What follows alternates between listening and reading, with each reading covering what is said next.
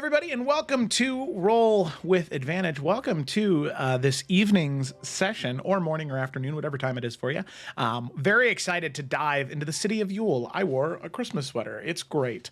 So with that, let's go ahead and roll the intro and dive in. Bow, now, now, now. Woo!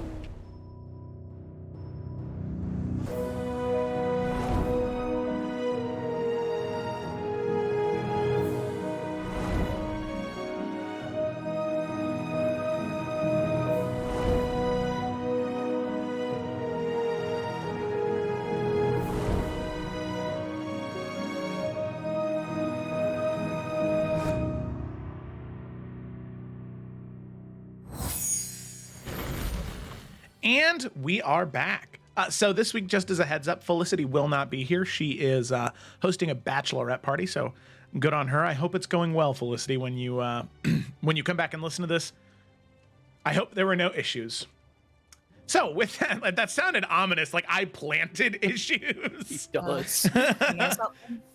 And I guess we'll never know. So let's go ahead and dive in. As is tradition here on Roll with Advantage, I do not do the summary. The DM does not do the summary. We have the players do the summary. This week on summary is Gemma.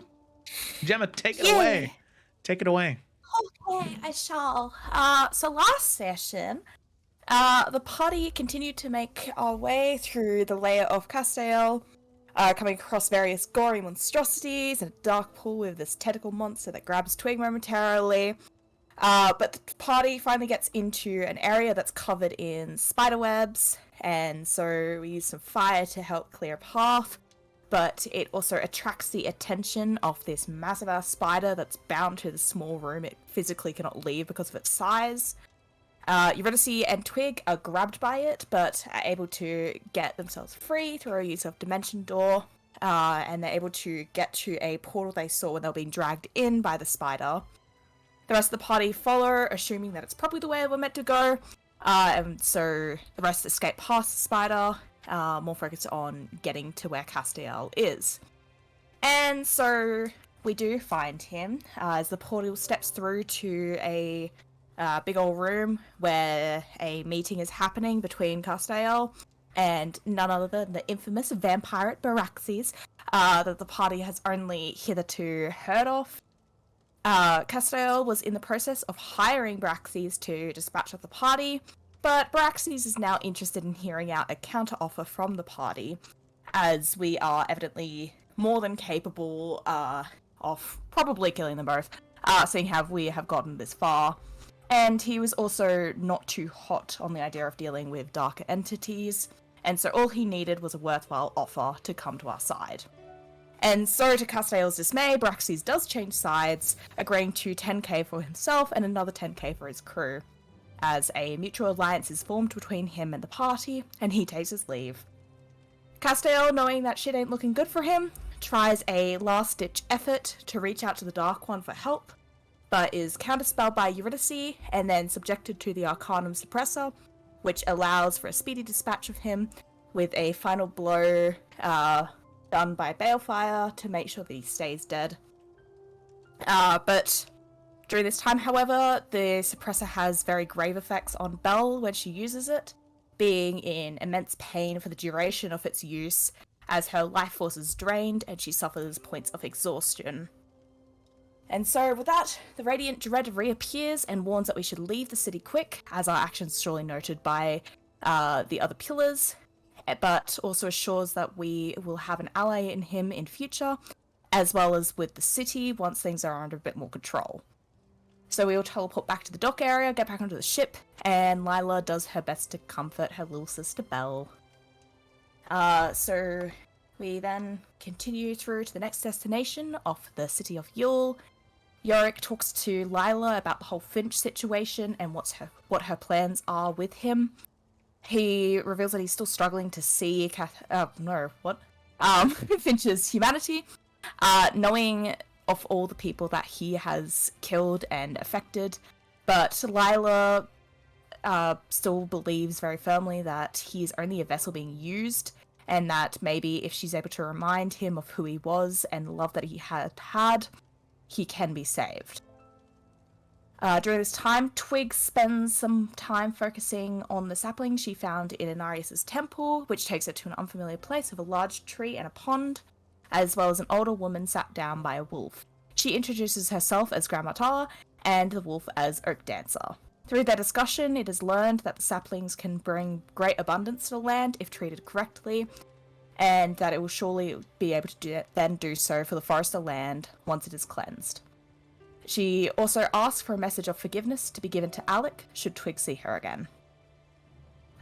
Meanwhile, Nalfian goes to Lila to ask for a use of sending to some mystery individual that we do not know. And also to talk about using the Arcanum Suppressor. Zevran seems to be confident in his ability to use it after some brainstorming with Lila and the other Hidden Flame, but Lila is still very uncomfortable with the idea after seeing what happened to Belle. Eurydice, on her part, is continuing to work on several pieces for her traveling companions, getting some opinions from Nalfian on them too, and decides to organize another party for the ship, during which Lila and Zevran are pushed into dancing with each other. Perhaps the start of something new. And so finally, the ship makes dock at the city of Yule, and the party is greeted by a tall man with long hair and beard, dressed in black and red, who introduces himself as Nicholas, the unofficial leader of the city. Ba-ba-ba-ba! Woo. Alrighty, wonderful. Thank you very much. So with that, we will go ahead and dive into the city of Yule. Let's go ahead and take this stuff down here. Stop that. Environments, weird, and the city of Yule. Yay. Pretty. So, the sounds of the city of Yule can be heard in the distance. But that is not what is at the forefront of your mind right now. Currently, as all of you are walking off of the ship, you see Nicholas, as Gemma put it, the unofficial leader of the city of Yule. Standing there in a vest and pants of red trimmed with gold, black leather boots that go halfway up his calves, a long bushy white beard, and long silky white hair. You see two small these spectacles that are sort of clipped to his nose, a big red nose. As he just sort of looks down towards all of you, as this man is very large and very tall. Probably about 7.5 feet tall. So probably about the same height that Keothi would be when you had first encountered her way back when, or Yorick, any other Goliath you would have encountered on your journeys. So, as this man, Nicholas, stands in front of you, he begins to speak before all of you head any further into the city of Yule and says, "Well, if you don't mind me asking, I do have a couple of questions before we move any further." Oh, like what? Well, understand that there's no need to introduce yourselves. Eurydice Greenleaf, Twig, Forrester now. Very happy you've picked up on that. Lila Tatiana, and Sir Nalfian Forrester. And, of course, cannot forget, Yorick, Nasine, I believe High Hunter now, is that correct? Yeah. Wonderful. A little bit now. Thank you. Wonderful. Of course, of course. So no need to introduce yourselves. I'm very familiar with each and every single one of you already. I do just have a few questions. One in particular. What are you doing in the Astral Sea? At least as far as I can tell, there's no reason you should be here. Of course, I'm always happy to have the guest, but surprised, to say the least. Well, a friend of ours actually he's a little, stuck out here. So we're trying to do our best to unstuck him. And we just thought we would stop here along the way. Pause. Are you talking There's an item here too, right? the investiture of Frost? Oh, well, we might as well get it while we're here, right? Yeah. I mean, that's why we're here, mate. Well, your friend, are you talking about the fun friend, Alistair Brightwood? He's not in Keothi? the astral, is he? No, I don't know. We get a good vibe from this guy, right? Like, I don't have to worry about saying. Yeah, people- no insight check It's fucking necessary. Santa. This man is the most trustworthy individual you've Okay, ever great. encountered. Solus Emerald, if that, rings any bells. Who? Wait, you know everyone, but you don't know who he is? About yay high, blonde hair, gold skin, purple eyes. Very smug at times, but then at other times, very happy-go-lucky. Well, you would be incredibly surprised at how many people fit that bill.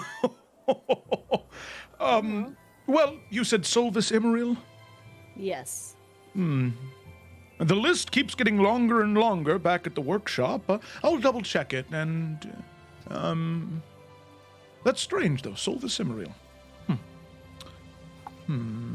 We don't know another name that he goes by, though, right? Nope. Okay. Very Well- interesting. But that's who you're here for. This friend of yours. That is correct. He's trapped somewhere out here, and we're trying to locate it. Well, very well. All of you are. Well, I think it's no surprise, but at this point in your lives, I consider all of you to be nice and good individuals. So I trust you. But just Now be. it's like pointing to him, like, you and me? Well, Nalfi and I saw you pour that gold that you unrightfully stole. Well, unrightfully earned from all those individuals in Highland Pass, was it? So I'm very proud of Yeah. you for getting rid of that. It earned you some nice points. Trigger's like All nodding right. alongside. And right, believe see? me, I wasn't the only one who noticed. Hell But keep in mind, if there is an individual that I happen to not know, that is strange. So be wary, but I trust your judgment in this. Well, while you are in the city of Yule, feel free to partake in any of the amenities that are here. Our home is your home. Stay as long as you like. Remember, time in the material plane doesn't pass for you while you're here. Enjoy the wonders of Wintermas for as long as you like. And what was the frost thing again, Joe? The investiture of frost. The investiture? Oh, that's hard for me to Investiture. say. Investiture. Okay. Investiture. Okay. It's very hard. My mouth doesn't make these words. Well, actually, before you go, since, we're all friends here and we're all on a good list of yours, would you happen to know the location of the investiture of Frost? Well, of course I know the location of the investiture of frost. It's the main mechanism that powers my sleigh. Oh, wow. Never mind then. Why? Don't we need We that? can't take it, guys. We can't take it anymore. Oh, well, if it's something, if it's something you need, It is, actually. I mean, I don't mean to come across as rude, but oh, no, of course not. All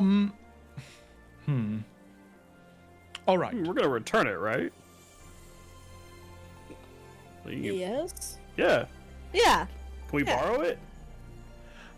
Yes, but I do know that. Well, how about this? I'd be more than happy to lend you the investiture of frost, provided you bring it back to me before Wintermas. The only thing is, in order to make this go by a little bit smoother with Mrs. Claus and Jangles, he's the head elf here, why don't the group of you help us out with a few issues we've been having? All right. That seems Issues around reasonable. here? Nalfian looks around. What kind of issues are you guys dealing with? Not enough cookies, or? Well, quite the nail on the head, actually. There Oh, are, like, really? What? Is there seriously a cookie shortage? Is that? well, Mrs. Claus is only one person after all, and she needs all the help she can get. So, one thing in particular, if all of you could go to the bakery sometime and check in on Mrs. Claus and help her bake some cookies and other delights and sweets for the children around Wintermas and the individuals that work hard in the city of Yule, that would be quite nice. And I know Jangles is in need of hands always to help make toys for Wintermas. All right, so we do these things, and we can borrow the frost machine. Well, this is a bit more, tricky, I'll say, this next part. When I was created, many, many, many eons ago, my main purpose that I was given was to spread joy and happiness to all people on all planes. I'm given immense magical power to traverse the plains at a moment's notice to deliver presents to all the good little boys and girls all around the world of Illica. But, as part of the creation, I am unable, and no one in the city of Yule that is from here, is able to harm any living undead, or any creature at all. And there are a few instances, well, where I think that we could perhaps use your help. Here? Here. You're gonna have to elaborate a little bit more. The first thing is the thing that is rather important. Peppermint and candy canes are something that is a crucial currency to us here. The candy cane that is harvested just south of the city of Yule is used in all of the magical ingredients and potions that we concoct for adventurers like yourselves to receive on Wintermas morning. However, we believe there is some individual that has been corrupting the candy cane forest. And if you could find that individual and, well, handle them as well as any of the candy canes they might have corrupted, that would be quite wonderful. And incredibly important. All right, we can handle that. Yeah, absolutely. Wonderful. Another thing. The city of Yule is not only home to me and Mrs. Claus and the rest of the fine folks that prepare Wintermas every year. Just, well, southwest of us, as he points to this large, like, snow and ice-capped mountain, a good friend of mine. I consider him a brother, but he is a bit of a recluse. His name is Jack Frost. And it's been quite a while since he's spoke with me, and I think he might be trying to take over Wintermas. Trying to take the suit and the hat and do it all himself. If you could head up the mountains and talk to him and get to the bottom of it, I would greatly appreciate it. That also seems reasonable. Wonderful. Jack is a delightful man, and I'm sure he'll be more than welcoming, and I'm sure I'm just overthinking things, but you don't talk to someone for a few hundred years, and you start to worry. I just want to say the look on Alfion's face right now is like of pure confusion, amusement, and horror at the same time. Like, okay. York looks completely unbothered, just nodding his head like this all makes total sense. Yeah, I hear you. Mm-hmm. And, you know, now that I think about it, there is quite a laundry list that we've prepared over the years just in case someone like you showed up. Well, throw it at us. I mean, we got quite the list going ourselves. True. Southeast of the city of Yule, there are cavernous mountain passageways. At one point in time, it was where we would harvest rock candy that we would give to certain individuals in the elemental plane of Earth. However, those supplies have run dry, so now the caverns are mostly abandoned. Every once in a while, a few elves will head up there just to investigate. But, sadly, a few of those elves didn't return. And the one that did, well, they said they saw something strange. A large bestial creature, white fur, matted, angry eyes. Some of the individuals in the city of Yule have taken to calling this creature Krampus. If all of you would be kind enough to investigate those caves and get to the bottom of whatever this Krampus thing might be, I would be ever grateful.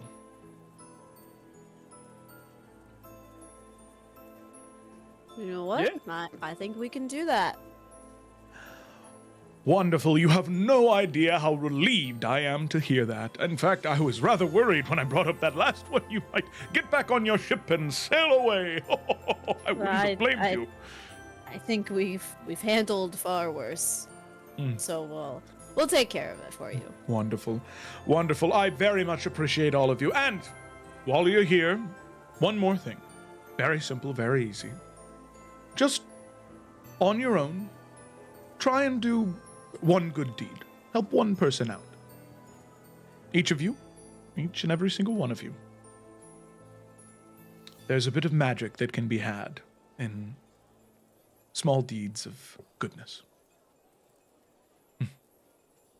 Well, if none of you need anything else from me or don't have any other questions, Mrs. Claus will be at the bakery. Jangles is in the workshop. If you'd like a place to stay and rest and get some food, well, I understand that being in the Astral Sea, there's no need to eat or drink or sleep. But I guarantee you there is no sweeter feeling in the world than a warm glass of milk, cookies made by Mrs. Claus, and one nap in the softest feather bed you've ever been in. If you'd like, Wilbur's Wondrous Eatery is open to you, free of charge. A gift from me to you, an early Wintermas present, if you will. Appreciate it. Thank you very much. Of course. Well, now Finn will go to shake his hand. oh, and he'll kind of smack the hand. Get that out of here, and he'll hug you. All right. Oh, and now, Thean, That's a nice hug. you feel at peace. All right. Like all of you see as Santa, as Nicholas grabs Nalfian. Nalfian's body goes like limp. As Nalfian, you just put your head into his chest, and you just feel like a baby being held. You feel so protected and safe. And as he lets you go, you feel the cold embrace return to you, and you kind of like, Yeah, that's a new one for me. All right. he'll pat you on the head. Thanks. We should get to this list. Yes, please, at your own time. Like I said, none of these have been an issue in the past 50 to 200 years, so they can probably wait a few more days if you'd like, but whenever you get the chance, before you leave, of course. And as soon as all of those items are completed, I will gladly let you borrow the Investiture of Frost to retrieve your friend. All right. Well, thanks, Nick. Of course. Well, if you need me, I'll either be in the workshop or in the bakery. All right, well, we will certainly see you around. You just have a good rest of your day. Thank you very much, Yorick. And the rest of you, same to you. Farewell. And as he waves and goes to turn, it's just like he turns into a snowman. And there's just a snowman with the sticks sticking out. And Nicholas is no longer there. But there is a snowman. No hat, just a carrot nose, corncob pipe, sticks coming out of the body. Classic snowman. Fun. And I will now move you should ask him how to learn that spell. Man. It's so No. happy. happy. The toy shop, the bakery, candy cane forest, frostbeat. Oh, I love this so a lot much. of energy with the Krampus cave. Yeah, fucking honestly. Everything else is just, nice bubble text. Krampus cave! Yep, let me go ahead and- Well, I All right. think maybe we should start with what's in town. Well, I mean, we got that list. Let's check it a second time just to be safe. I hate you so much for saying that. Well, why? Something tells me it's a reference to something. All right, let's look at this list. I'll make references. Alrighty. Might be best to start with something in town. I assume we're standing by this big ass Christmas tree at this point. Well, I mean, you guys would have walked in down here, but then as you make your way to the center of Oh, town, there's the large Christmas tree around you. There are just people that walk by you and say, "Oh, hello, hi, welcome to the city of Yule. Hello. Hi, Howdy. hi, Hello. hi there, Dork, stop. They will Hey. never stop saying hello to you if you don't stop. hi." It'd be hey. It's rude not to respond now. Do you guys need any help finding anything? Oh, I think we're okay, mate. Thanks. Okay, all right. Well, if you need anything, just let me know, okay? You Oh, got what's it. your name? What's your name? What's your name? Oh, my name's Snowflake. Hey, Snowflake. Have a great day. Well, thank you. You too, Nalfian. He'll walk away. Oh wow, they know who I am. All right, this is great. All right, let's look at this list. So I mean, the only ones in town were helping Mrs. Claus at the bakery, and then helping, was it Jangles or Jingles? I don't remember. Jangles. Jangles at the workshop. Those are the two in town, correct? Yeah. Correct. And help somebody with one thing. Yeah. Do we want to split up to get those two done, or do we want to just stick together and everyone work on the same thing? And, well, I was kind of thinking. Oh, Ron. That's right. We forgot Danny. Yeah. and Yeah. Laura. What's up, Daniel? Yeah, I mean, hey, like me in Trouble, we were supposed to come, right? It's Tiberius. Yeah, of course. Yeah. I mean, all I'm saying, I'm not offended or anything, but Belle's been on 2 missions. And you're Okay, here now. The Hidden Flame have been on 0, so you're already doing better, Danny. Okay, well, they're new also. We're we're the OGs, all right? We've been here. I think they're the Oh, OGs, well, I mean- actually. Yep, I Got think it's also worth giving more experience to, people that aren't knighted as well, or squired. And so, I guess it's more a thing of sharing the load. We already know your skill sets and abilities, and so, you can have a rest on it. That's right, Danny. What happened to humility? Oh, hey, hang on. Danny, what can I do to make your day better right now? Honestly, Yeah. he looks around. That guy's candy cane. Mm-hmm. You see, What about you it? see, I won it. It looks Danny. good. You can see there's a Alright. guy just looking up at the Christmas tree, just like a human, just with this big thick candy cane that's blue and yellow and white stripe, just love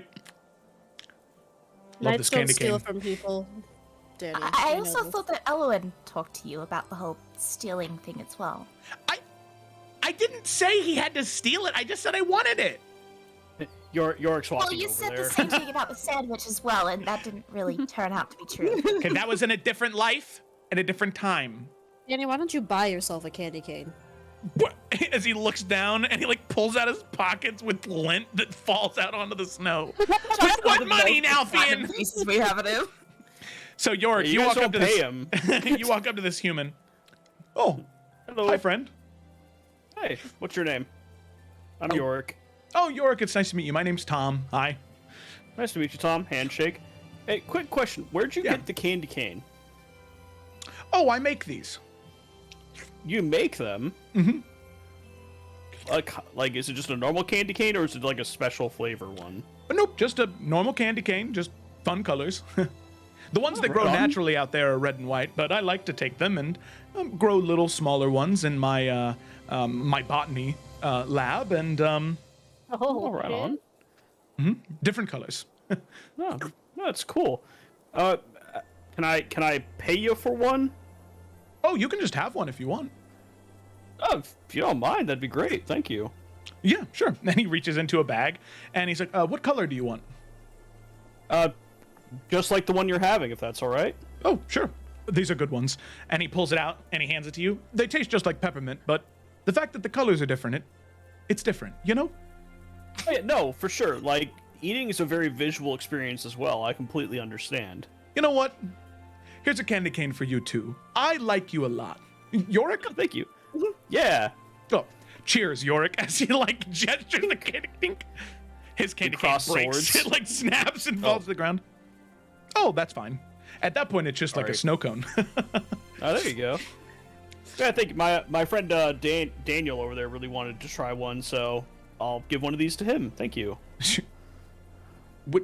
As he looks to the raccoon, and to the tabaxi, and to the dark elf. Hello. Hi, my name's Tom. Hi, Are Tom. you- I'm now. Tom's cool. Oh, you're not Daniel? Nope. He looks to the tabaxi. My name is Tiberius. He looks to you, Yorick. Is it the raccoon? Yeah. All right. Cool. Yeah. Have a good day. Yeah, you as well, man. Take care. Oh, thank you. Thank you. He'll come over and he will give one of the candy canes to Danny. Danny. It's like a small log for Danny as he like grabs it. And Yorick, there's a thing that as you hand him the candy cane, all of you can see this twinkle of starlight and Christmas magic happen around, Wintermas magic happen around Yorick's hand. As Yorick, the magic sort of twirls around your hand, and it shapes to form this small little halo around the top of your head, Ooh. Aw. where Oh, I love this place. the next time you make a roll, you can choose to auto-succeed. Oh, whoa, cool. Christmas magic. Magic. Thank you. Are you happy now, Danny? What do we say? Thank you. Oh, you're welcome, man. Hello. Enjoy it. You are beautiful. Your curves you. are delightful. I Okay. feel like we shouldn't be watching this. Maybe let's just move on. I agree. So the bakery then? It's right here? Alright. He's just got sticky candy cane in his Oh face. no. Yeah, I'm sure it's absolutely horrendous. He's gonna need a bath. Delphian is just gonna like reach around in his pocket and like a small child, he's gonna clean Danny's fucking nasty raccoon hands. Can I just hold still? Just hold still. Oh my god. Alright. Yuri's gonna stand there continuously with prestidigitation trying to clean up the mess. Because she hates it. Alright. The bakery is right here. This is my vote. We're starting here. This is the best candy Yes. cane I've ever had. We're about to make like magical cookies, so I'm just saying, it's a really good candy cane. That guy's got a future. I'm just saying. Delphian's knocking on the bakery door. Or is it like an open bakery, like a shop? No, it's like a shop. Okay, then yeah, we'll go inside. Okie dokie. So as you go into the shop, that's unfortunate. Okay. As you go into the shop, you open the doors. You can see there is this waft that hits you. Sugar, cinnamon, nutmeg. It is this cacophony of smells that under any other circumstance would be overwhelming and kind of awful, like walking into like a perfume store, like a Sephora, you know, like there's too many smells happening. But as you walk into here, each smell is unique and you can easily trace it, almost like you can see the traces of smell in the air that lead to whatever baked good they came from. You can see cakes, pies, cookies, cupcakes, candies, all of it laid out in front of you. you can see probably 20 to 30 different gnomes and elves and humans that are currently in here working away, baking, doing their best. And you see one woman who is shouting out commands in a not aggressive way, but there's a lot of busyness happening here, so she needs to be a little bit louder. You see an older woman matching about Nicholas's age, and she has this incredibly kind look to her. She has she has the same glasses sort of pinched to her nose, a little bonnet on top of her head holding some of her hair back, so some of the white hairs are still tracing down, framing out her face. You can see that she has these incredibly deep laugh lines around her mouth from smiling and laughing as much as she has. But as all of you enter, you can see she turns and immediately her hands were like deep in dough that she was folding over and shaping into cookies. But immediately as the doors open, she turns around and sort of throws her hands up to her mouth and says, "Oh my goodness, you made it. Wonderful, wonderful, wonderful." And she brushes the dough and flour off of her hands on an apron at her waist and immediately walks up to each one of you and is like, "Oh my, Nalfian, it is so good to see you. Twig, oh my goodness." And just is hugging each one of you. Yorick, oh, come here. I like give her a little lift in the hug. Yeah. Which is... Yorick is, it's a good thing you're strong because she is about the same height as Nicholas. So you give her a little, woman. Yeah. And Eurydice as well. And Lila. Oh. Tiberius and Daniel as well. Wonderful. Oh my goodness gracious. I heard from Nicholas that all of you might be stopping by to help. Yeah, anything that you need help with, we are here to do so. Well, wonderful. How about this? All of you, there's one station that is unattended. It's the pie station. I need 50 pies within the next hour. Is that something you can do? Leave it to us. All right, wonderful. Use anything you like. All of the ingredients are yours. The pies themselves don't matter at all. Make whatever flavors you want, whatever contents your heart. And best part I've never made a pie. Oh, that's all right. Just follow your heart. It'll guide you the right way. And make sure you bake it long enough. Raw dough is not very tasty. Okay. No, just believe in yourself. You'll be fine. If you have any questions, any of you, feel free to ask me, all right? Okay. All right. Very good. I look forward to seeing what you've made. And you can see she kind of points you in the direction. There is this large, probably 35-foot by 35-foot cube that has about 9 different ovens. It has like 4 or 5 different stations for rolling out dough. It has all the tins, all of the ingredients, everything you need. So my question is, to all of you, what pie is your character making? And then in what way would your character maybe use their abilities to enhance the speed at which they make pies? Ooh. Okay, making apple and cinnamon pies. Okay. And Eurydice is 1000% using telekinesis to move everything. She doesn't move a step the entire time. Google types of pie. Okay. So Eurydice, we'll go ahead and go person by person. As you end up using telekinesis to move everything around, you have this uncanny speed and agility at the rate in which you're making pies. You can see that there's a couple times where Mrs. Claus looks over and smiles and gives you some claps. Very good idea, Eurydice. Wonderful thinking. And as you finish your pie, as you drop your number of pies down on the table after they've all been completed, you can see she comes over and takes a small fork and a knife and cuts a small little piece out of the pie. And we'll take one bite. Oh my goodness. Apple, cinnamon, delightful, delicious. Thank you very much, Eurydice. Great job. Oh, thank you. She's so happy. Okie dokie. Who's next? I'll go. Okay, Yorick. So Yorick's making a lemon meringue pie. Okay. So he's taking just like some walnuts, and at first he's like really kind of like using his strength, just kind of like finely like crushing or mashing them, and he's mixing them into the dough to give it just a little bit of extra flavor and a little bit of crunch. And then once the pie's kind of finally assembled, he'll torch the meringue a little bit, but he'll literally just cast Searing Smite on his glaive and just like hold it over the meringue.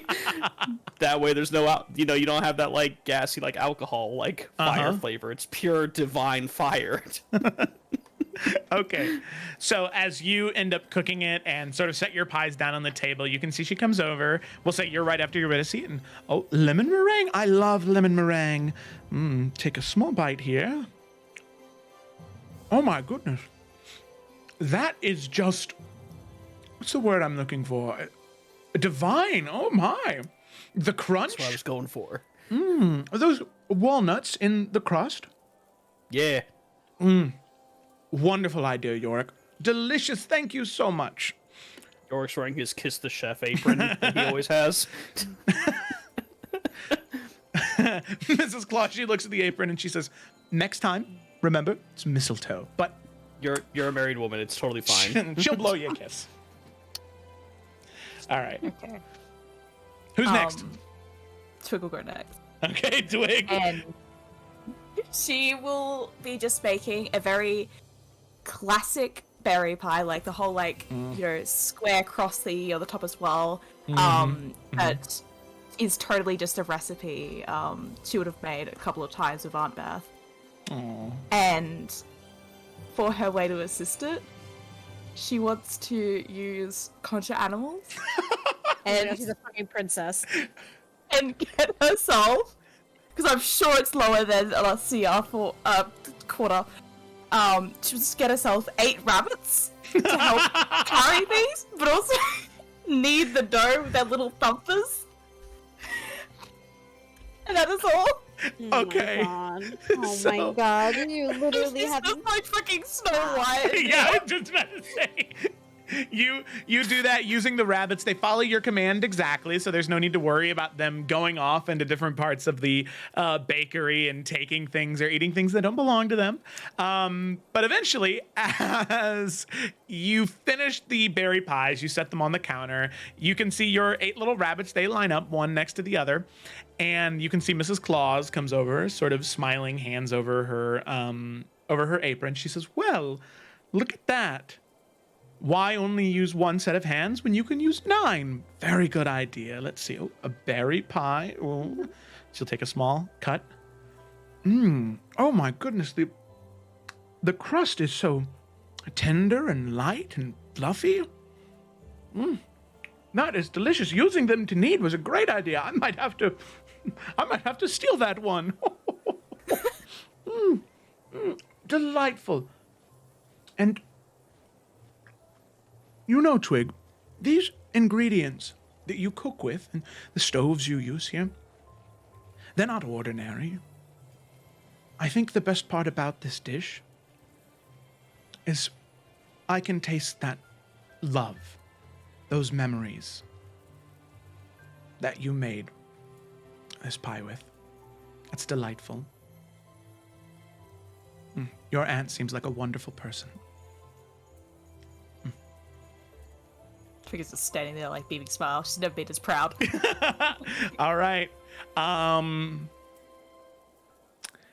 Next we would be Lila. Lila's not here though, so we'll ask Felicity next time what she would have made for Mrs. Claus.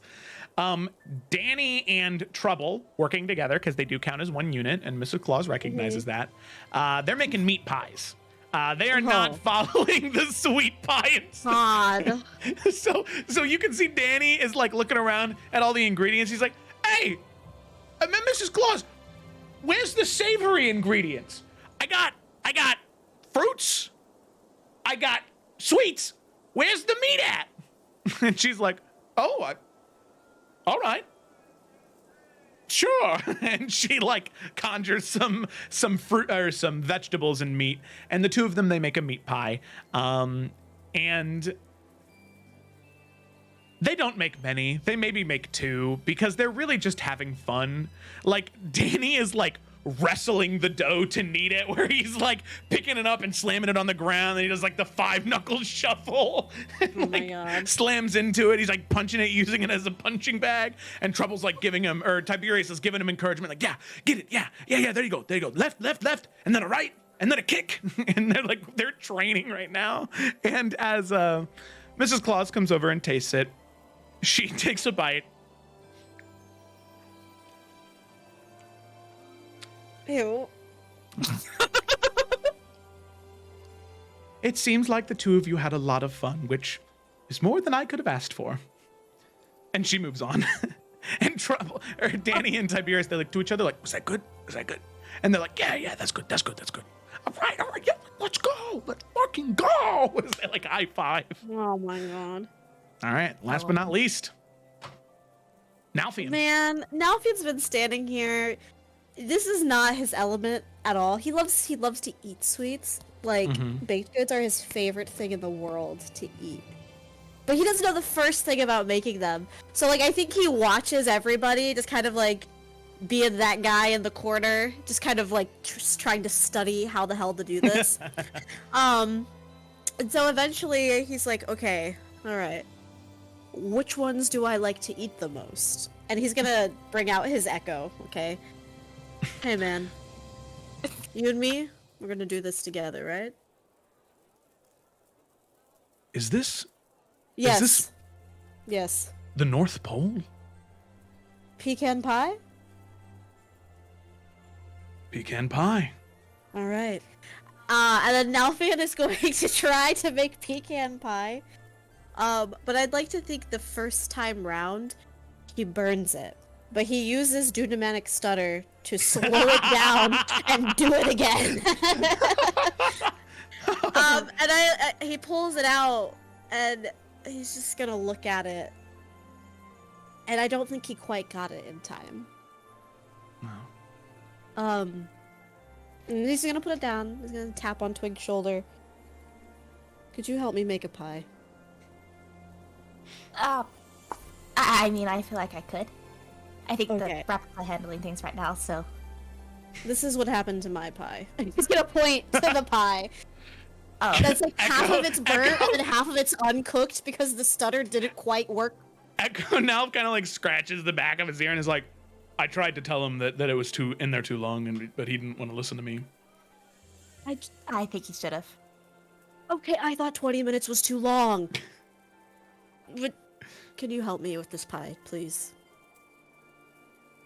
I think I really should. Otherwise, I worry that that Mrs. Claus wouldn't be as happy. So, yes. Oh, all right.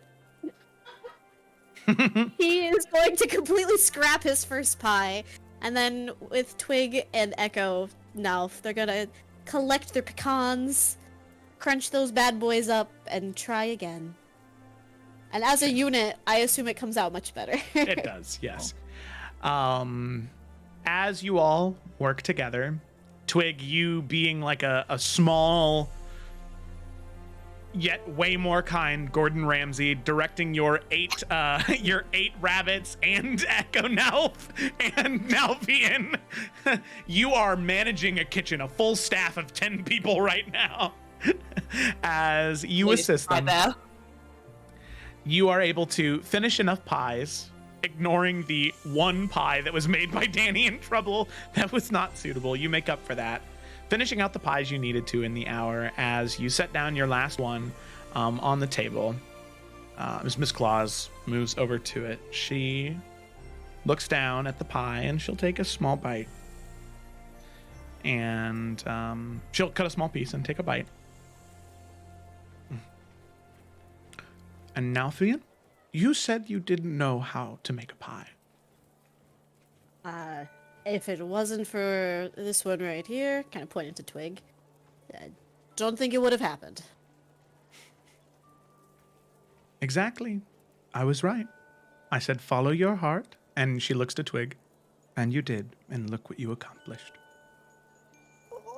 Man, this place is too sweet for me. Nalfian, like, does not know what to say to that. He just kind of smiles and he puts his arm around Twig and give her a little hug. It's a very good pie, Nalfian. Good job, Twig. After I saw the first one, I didn't know what was going to happen, but this one's very good. Appreciate it. Thank you. And she'll kind of set the fork and knife down and kind of brush her hands off and dab a little bit of a pie filling that maybe is on the corner of her cheek and says, well, thank you all so much for what you've done for me. I really, really, really, really appreciate it. We have enough pies now for the dinner tonight, and we'll have a few extras for Nicholas and I to share later. So thank you so much. Well, I'll be sure to tell Nicholas that you came and helped me out to the best of your ability, and you excelled. Well, thank you. We are happy to help. Of course. I know you are. Well, good luck with Jangles. He is head elf for a reason. Good luck. Oh, thank you. All right. And with that, she will walk all of you out. And you can head, if you'd like, to the toy shop. The toy shop? Let's go. All righty. So, you make your way into the toy shop, and immediately you can see that the toy shop has TARDIS-like qualities.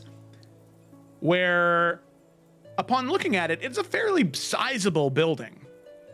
But upon walking in, this is a massive building that spans probably a couple of miles, where you see hundreds, if not thousands, of denizens of the city of Yule working away, making toys, making magical items, making potions, making all of the things that need to be ready for Wintermas when it comes around.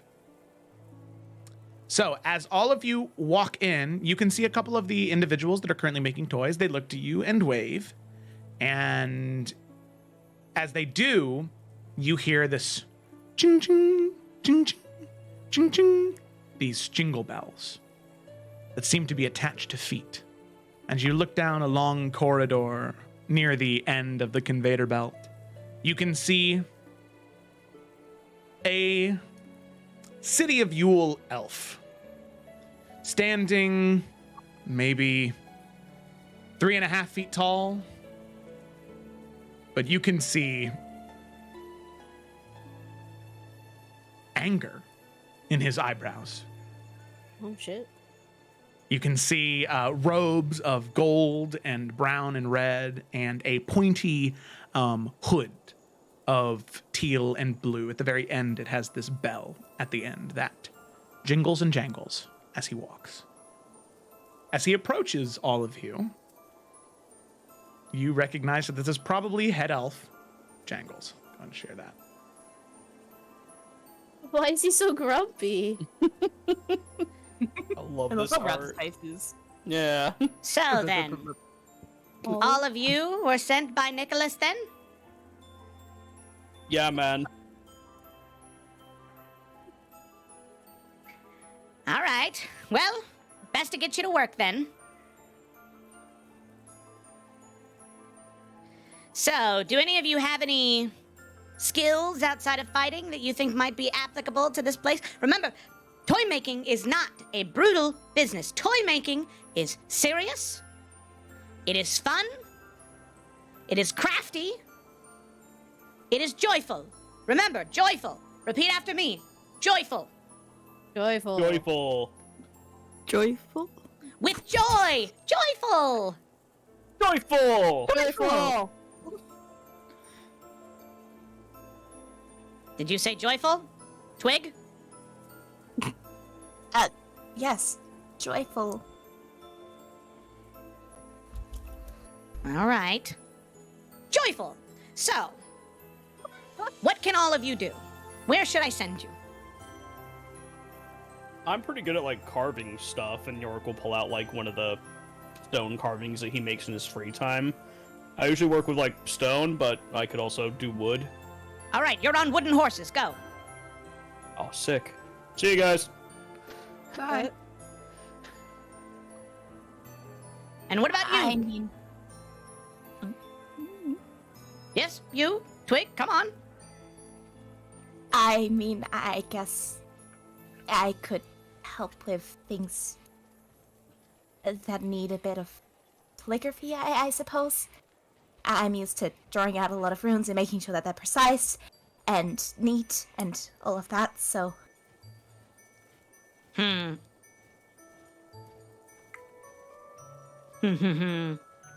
That's a valuable skill set for sure.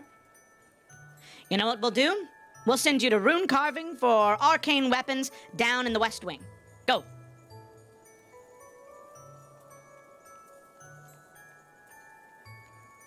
Come on, come on. I don't have all day. I am a busy man with a busy schedule. I like got skills. Oh, is he asking? I thought he was making a quick move. Yes. My bad. Oh, okay. Nalfian is like, you don't need to like take something out for you or pick something up or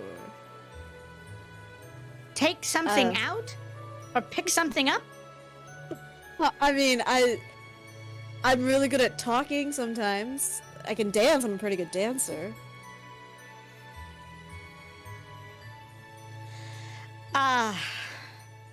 Okay, all right. We'll have you be on puzzle deconstruction then. We'll give you special shoes to wear. I'm sorry. What? Yes, making puzzles is difficult, so what we do is we conjure fully put together paintings, and then we have somebody cut them up. So we'll give you special shoes to wear, you dance over the paintings, and we'll call I it can good. do that. All I right. mean, I could. All right, I'm going. All right, go, go, go, go, go. All right. All right. All right, and you. I can move things and set things on fire. Do you need anything burned? You know what? Yes, we do. Oh, Our really? resident burner, well, got a little too, aggressive with the fire. So we've been, had to put a bit of a stop on our coal creation. So you'll be making the coal for all the naughty boys and girls. Yeah, okay, fair enough. All right. You'll want to head down those stairs there for about 15 minutes. It's going to be about 17 or 18 flights of stairs. You'll get to the furnace, and you'll have everything you need there.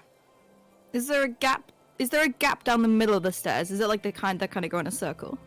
Correct? Oh, if you can fly, Okay. sure. Shoot your stuff, Yeah, I'm shoot just- your stuff yeah. right down. She just casts flat on herself and is like, bye. And you two... Why don't you two... You know what, actually? I am in desperate need of 5 snowmen outside. If you could go make that for me, I would very much appreciate it. Snowman, like a snowman. Yeah. We can do that, right? We can do that, right, Tiberius? Right? You called me by my name. Thank you. 5 snowmen, you got it. And the 2 of them walk out. Okay. Lila will do something next week. So, Yorick, you were assigned to the position first. You know the movie Elf? Yeah. You know when Buddy is at the working station and he's much bigger than everything else? Oh, yeah. As you sit down at the wood carving station, you notice all the other workers are small folk. All the tools are meant for small folk. Even the horses seem like they're meant for small folk. So, Hey, hey. Yorick. Hey. Hello. Hey. Oh, hi there, friend. Hello, York. Oh, Yorick, very nice to meet you. And he'll get started. Okay. All right. Yorick, is there any type of magical abilities or class features that you'd like to use to aid in your creation of these horses? It's not a class ability, but here's the thing. You said he's going to make wooden horses. So, I mean, it takes him a second because he's like, oh, what do I want to do? And then, of course, he's going to think about his best mate, and he's going to make individual Lawrences from memory. And he's gonna carve in the noble Lawrence onto each one like a signature. For all the good boys and girls. All right, wonderful. So as you use the inspiration of Lawrence, you find yourself working at quite a bit of a quicker pace. No skill check necessary. You're working with Santa magic, so it just works. As you're carving away at things within the city of Yule, using the love that you have of Lawrence and the respect you have for your mount, being ever valiant and sturdy, you find that the horses, the rocking horses that you make, are the same thing. They are valiant, they are sturdy. And as you are carving at them, the manes that are on them, you can see the mane even begins to turn a similar color to that of Lawrence's. As you channel a small bit of him into every single one that you make, carving in the additional little tag, the Noble Lawrence. But miss you, buddy. with that, you create about 40 to 50 of them in the hour. So you're working away quite a bit.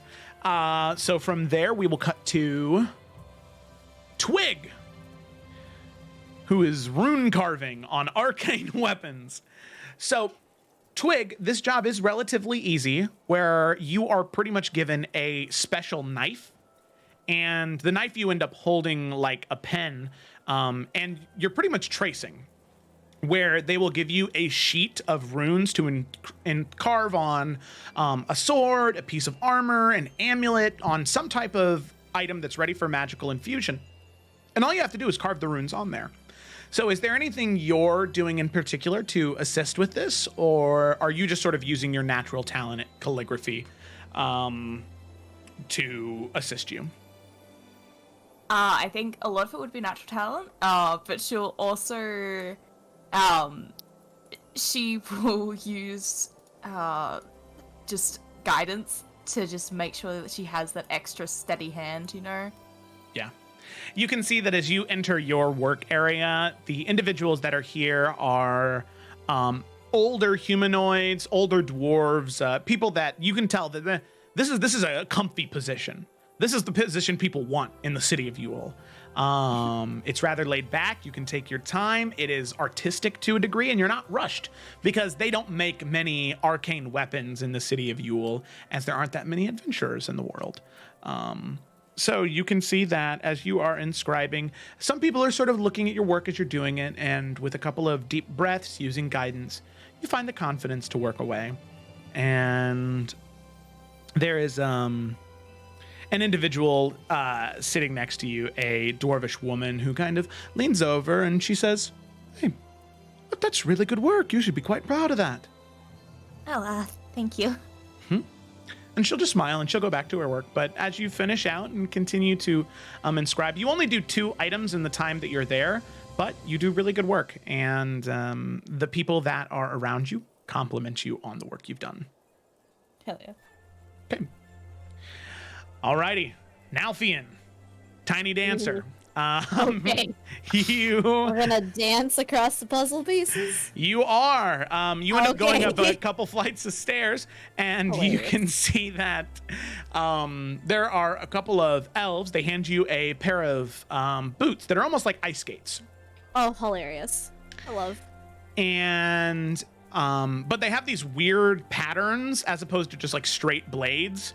They have these weird patterns on them, and the elves, one of them says, so let me just make something incredibly clear. All you need to do is put your whole heart into whatever you're doing. You don't need to be a good dancer. Not very many of us are, but just try your best, all right? All right, I can do that. All right. Wonderful. Would it help you if we play some music, or would you just rather sort of... Oh, if you want to play some music, I think that would help. Sure, do you have a preference? Surprise me.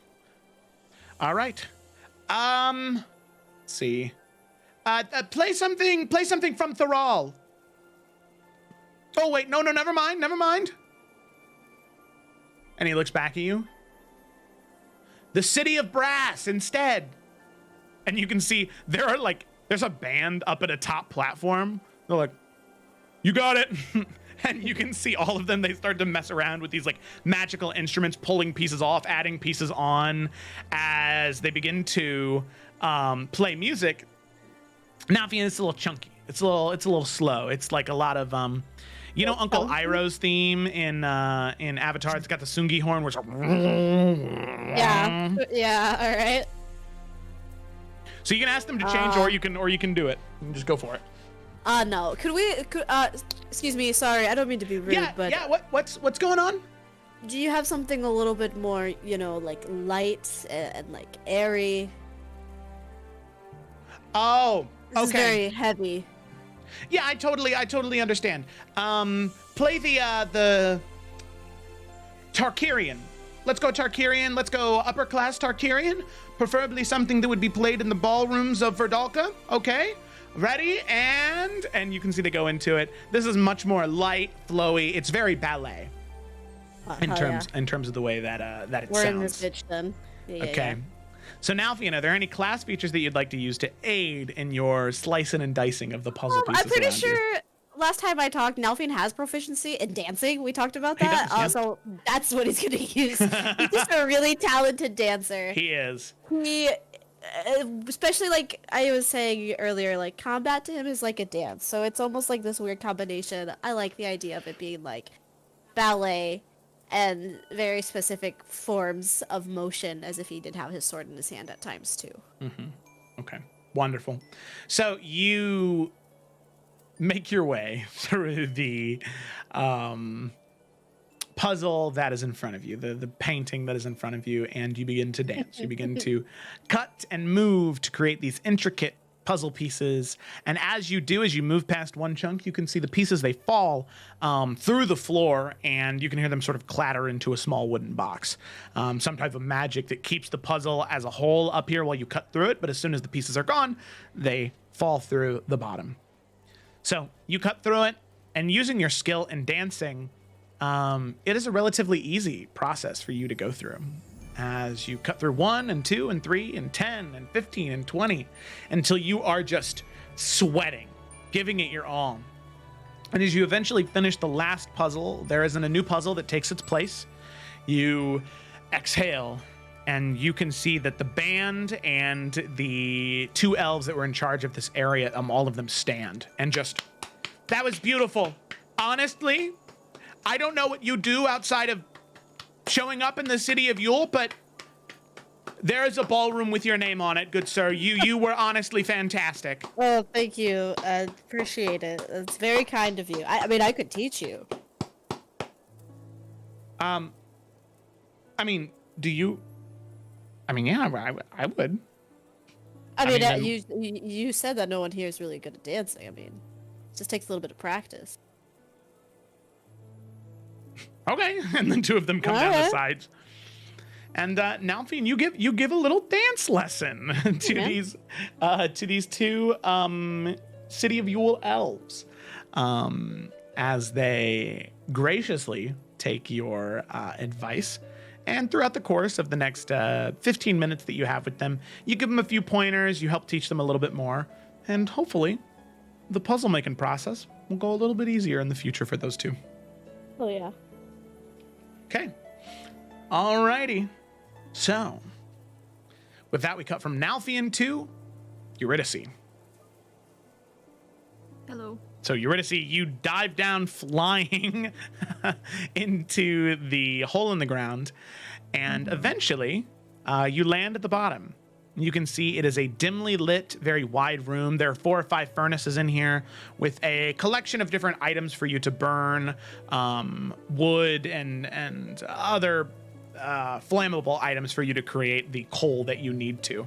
But as you're in here, is there any ability in particular you'd like to use, or any particular strategy you'd like to use while trying to make coal for all the naughty boys and girls? Okay. Yuri's gonna like call out Lucky Oh, hey. and be like, it's dark in here. "Hey, Hi. yeah, it's real dark. So what we're gonna do Okay. is we have to burn all this stuff." Oh, yeah, to okay. make coal. So, I'm gonna be doing this. You want to grab as much things as you want and like put them in your mouth and just like set things on fire. Okay. Okay. I can do that, yeah. Or as well, so Yuri is gonna go between doing that, and then what she wants to do is use telekinesis to throw things in the air and then just blast it with firebolt like 5 times. or Okay. throw it in the air and let Lucky go and fetch it. Okay. Alrighty. Sounds good. So between you and Lucky, with your combination of telekinesis and your own internal abilities to conjure and use fire, you end up being rather effective in your ability to create coal. As you are working, before you had left, Jangle had given you a deadline that you needed to, or a quantity or quota you needed to reach. And you reach it a lot sooner than what was anticipated, where you have amassed the amount of coal that you need to. And you can either go up to reconvene with everybody when they get there, or you can stay and you can work a little bit longer and maybe give them some surplus. Yeah, I mean, Yuri doesn't. She's a very angry person who represses a lot of emotions, so she might just stay there a little bit and just Okay. burn shit. Just take it as an opportunity to get some of the negative vibes out. Okay. Yeah. Alrighty. You can see as you're using it, you're maybe getting a little bit more into it. You're starting to yell, you know, like just really letting the therapy come out. You don't see this, Eurydice, but there is an elf that comes down who's got like a cast around his arm and like some burn marks on his face. And he like looks down and sees you working. He says, "Oh no, I'm not messing with that." And he walks back up the stairs. Smart. And so he heads back up the stairs, and eventually you finish out your burning and coal creation. So you cut to Danny in trouble. They have amassed 3 lumps of snow that are now stacked on top of each other. You can see Tiberius, he ran and he goes and grabs a couple of sticks. And they stick the arms onto the snowman, but there's nothing else so far. It's just 3 balls of snow and the 2 sticks. And Danny goes, so it was what was it? It was the 2 stick arms. It was the buttons made of coal, right? Eyes made of coal. Yes, eyes made of coal. Okay, so we need some coal. Oh, that's what Eurydice is doing. You want to go grab that from Eurydice? Yeah, I'll go grab that. And he goes and grabs some coal from you, Eurydice, before things get too steamy down there, where they get too aggressive. He comes back. They jam the 2 pieces of coal. All right, that's good. That's good. The buttons. And you can see Danny just looks up to Tiberius and just rips a couple of buttons off his shirt. All right, okay, there we go. And Tiberius is like, "Are you kidding me right now? What he asked for them." Okay, all right, okay, and then all we need now is a carrot nose and a corncob pipe. Where do you get a corncob pipe from? Is that something people just have? I don't know. Oh man. Okay. Yeah, man, I don't know. Tiberius just goes, "I don't know either." And the 2 of them, they just continue to look at the snowman. The eyes of coal fall out onto the ground. I think we just tell them we couldn't get it done. We just didn't have the resources. We weren't given the scaffolding to accomplish it. I think that's nice. All right, maybe if we would have been given more resources, I feel like we were kind of set up to fail. You know what I'm saying? I agree entirely. Wonderful. And the 2 of them, they walk back inside. They are the first ones back. They were gone for maybe 15 minutes.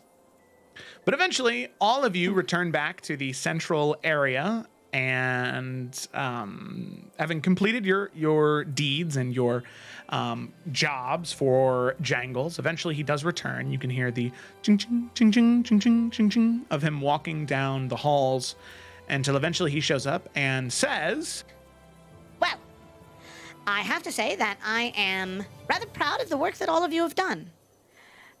Eurydice, just from seeing what you accomplished down there, we have enough coal for not just this year, but even part of next year as well. Gives our resident burner time to recover from his wounds. So thank you very much for that. You're welcome. Nalthian, not only did you cut the puzzle pieces that needed to, but the 2 elves working in that department, they feel rather confident that we'll no longer need to hire third parties to accomplish that for them, which is wonderful. I like to try and keep as much business in the city of Yule as I can. So thank you for that.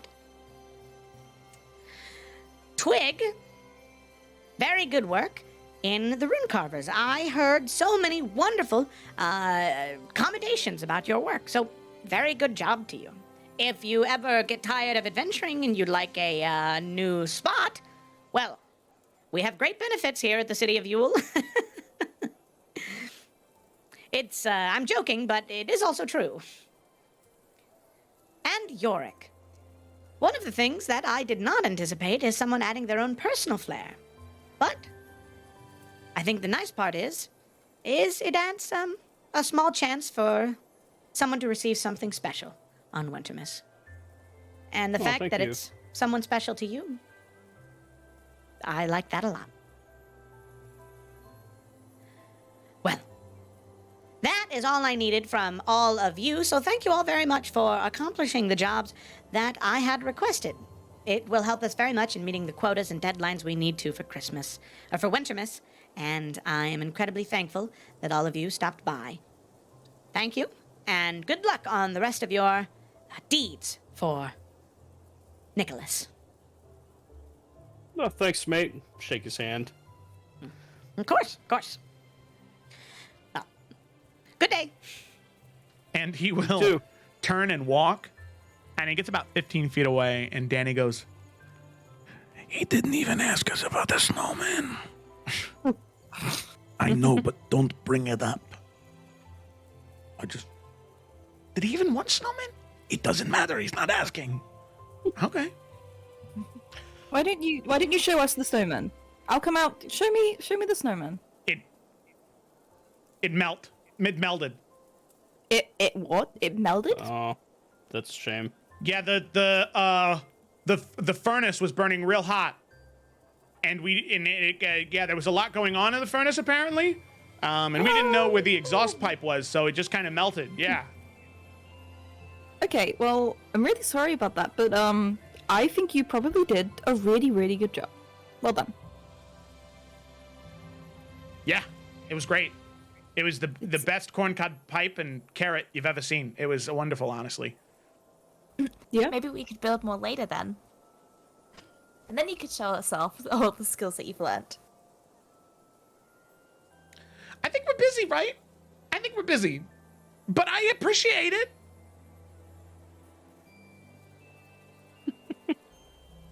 Anyway, is it Krampus now?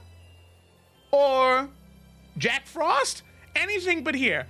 Let's go. Uh-huh. All right. Well, we got Jack Frost, the Forest, or Krampus. So, anyone have a preference? No? Great. Nope. All right. Well, Danny said Krampus, so I guess we should follow his lead. Go ahead, Danny. Lead the way. Listen, look, hey, A great way to get your training in. listen, I said that first because that was the last one. You know, I mean, we could go somewhere else first, right? I mean, that's the. Well, no, I think leading we could do us the now, Krampus cave first. I mean, you did say that you were upset that you weren't able to go out on more of these, I guess, trips out from the ship. And so, well, to compensate for that, we could let you lead the way to Krampus. You Yeah, did but say that. what if I said that I wanted to go talk to Jack Frost first? Then let's go do that, and then you can lead us to Krampus afterwards. Why didn't you bring up Jack Frost then? See, Danny, this is what it is to be a knight. It's a great feeling, isn't it? To be bothered. No, it's not. Hey, it comes with the territory. Let's go. Just gotta pat him on the back a little too hard to push him forward. Okay. Jack Frost, then? All I thought we were doing right. Krampus. I think we're just going to check Frost. That's fine. That's fine. Alrighty. Who's a bad guy? Should we bring one of the pies? Have like a peace thing? Maybe. Aw, that's a We good can go ask for a idea. pie. Yeah. You go back. Miss Claus sees you. She says, "Oh, hello, welcome back." Go ahead, Twig. We Yeah, were just wondering if we were able to, I guess, take one of those pies with us. one Oh. of the other things we'll ask to do was to go see Jack Frost, and so we thought it might be a good gesture at least. Here, how about this? Take something, not one of the ones you made. You all made hot pies. Jack might take that as an act of war. You see, he's Lemon meringue's cold, but oh, I thought it was a hot lemon meringue. Nope. My bad. those are not well received in my experience. That's my own knowledge of pies not coming in handy. Well, now. Luckily, all of you did make one cold pie, the lemon meringue one. So here, you can take that. Hot pies Jack might take as an act of war. All right. I mean, do you have a cold pie? Yes, the lemon meringue one here. Oh, great. You see, I had said that before. Okay. Joe just fucked up, that's all. Mrs. Claus, do you need a hug? I'll give you one. Why'd you say it like that? I just I'm thought you married, could- young man. Hey, I'll have you know, I was married at one point myself. So it could still happen. 1,000 You know blossoms what? bloom, man. You know what? Let's just leave before I Oh. turn myself into a circle. Come here, and she'll give you a hug. A mother's embrace. Look at that. Yeah, it's not like he had a loving mother in his life. Ask Mouse for a hug next time. See how that goes. Man, fuck her. Okay, maybe he just wanted a hug from a mom. Damn. Nobody was like, I do "Yeah, hug yeah." you. That's a nice hug. All right. There's a lot of energy here right now. So with that, all of you depart from the city of Yule, and you begin to climb the mountain northward to the Frost Peak to speak with Jack Frost and hopefully get to the bottom of his plan to overthrow Wintermas and St. Nicholas. So with that, that's where we're actually going to take a break today, and we will dive back in here in just a little bit. So thanks for watching, and we'll be right back. Woo!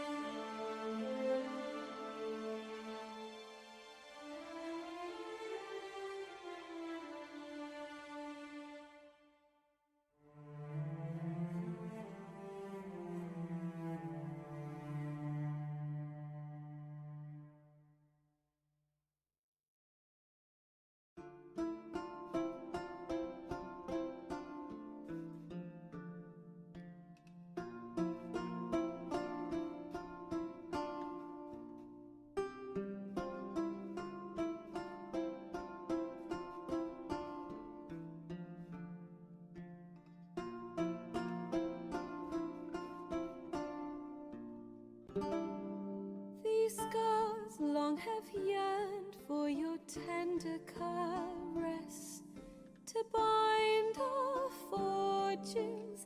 Damn what the stars rend my heart open, then your love profess, a winding, weaving fate to which we both atone. You flee, my dream come the morning, your scent, berries tart, lilac sweet, to dream of raven locks and twisted, stormy, of violet eyes glistening as you weep. The wolf I will follow into the storm, to find your heart, its passion displaced by our ever-growing, hardening into stone. Amidst the cold, to hold you in a heated embrace. You flee, my dream come the morning, your scent, berries tart, lilac sweet, to dream of raven locks and twisted, stormy, of violet eyes glistening as you weep. I know not if fate would have us live as one, or if by love's blind chance we've been bound. The wish I whispered when it all began, did it forge a love you might never have found? You flee, my dream come the morning, your scent, berries tart, lilac sweet, to dream of raven locks and twisted, stormy, of violet eyes glistening as you weep.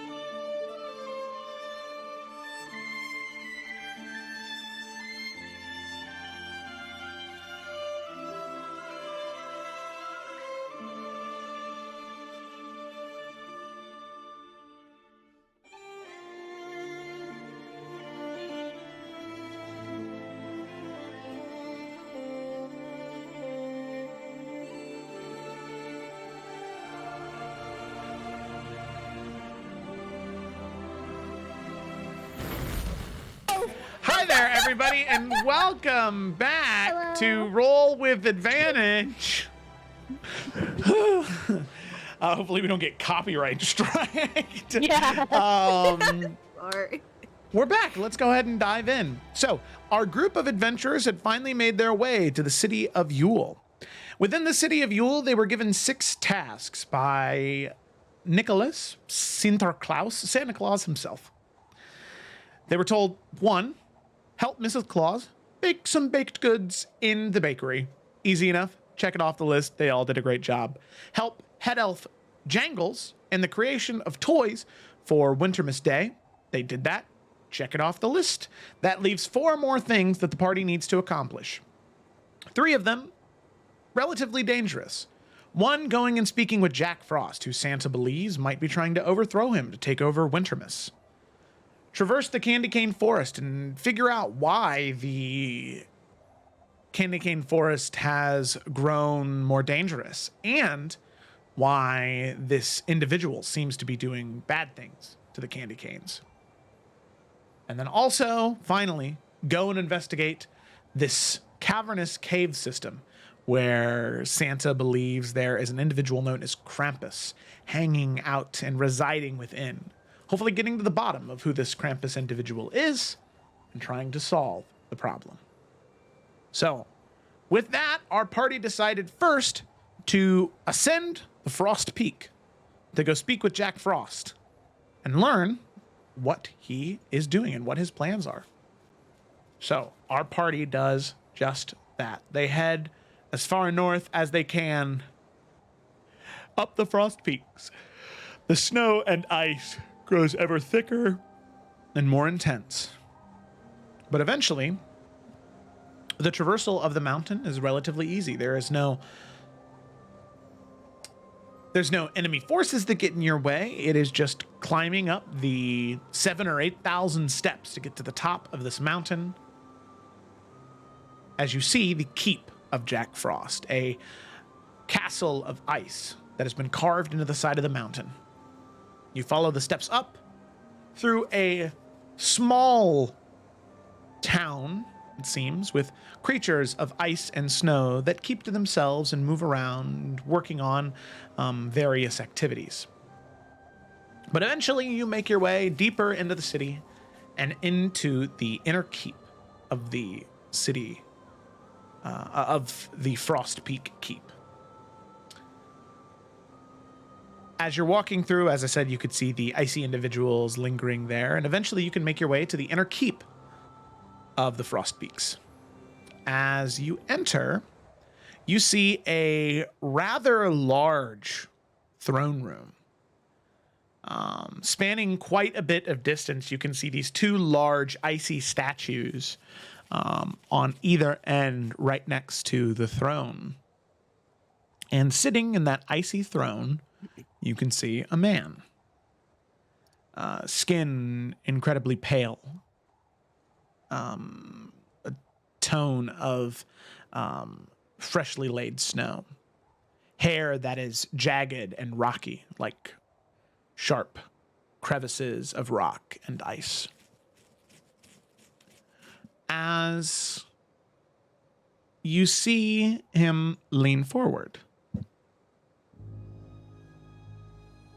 and lean back and lean forward as all of you enter and approach. You see, you believe to be as Jack Frost, and I'll go ahead and share his art in the chat. Oh. You see, as he leans forward and then leans back again, you see him stand, and he begins to speak. So, you all were the ones that showed up at the city of Yule just a little while ago? Yeah, that'd be us. Well, wonderful. Welcome to the Frost Peaks. It's great to have you here. Can I get you anything? Perhaps some ice cold ice? Maybe a carved ice statue? Or maybe my favorite, a snow cone, perhaps? No flavoring, of course, just the shredded ice. That should be Well, cool. Actually, we did bring something for you, though. Bring out the little pie. Oh! All right, pie, thank you. Yes, I'll take that. And you can see there's this, like, cold gust of wind that sort of picks it up and floats it over towards him. Oh. Oh. Lemon meringue. Interesting. That is good pie. Thank you. Is that some type of nut in the crust? Yeah, it's walnuts. It's got a good crunch to it. That's nice. Oh, thank you. So, did you just come to bring me a pie and skedaddle, or did you have something else you wanted to talk to me about?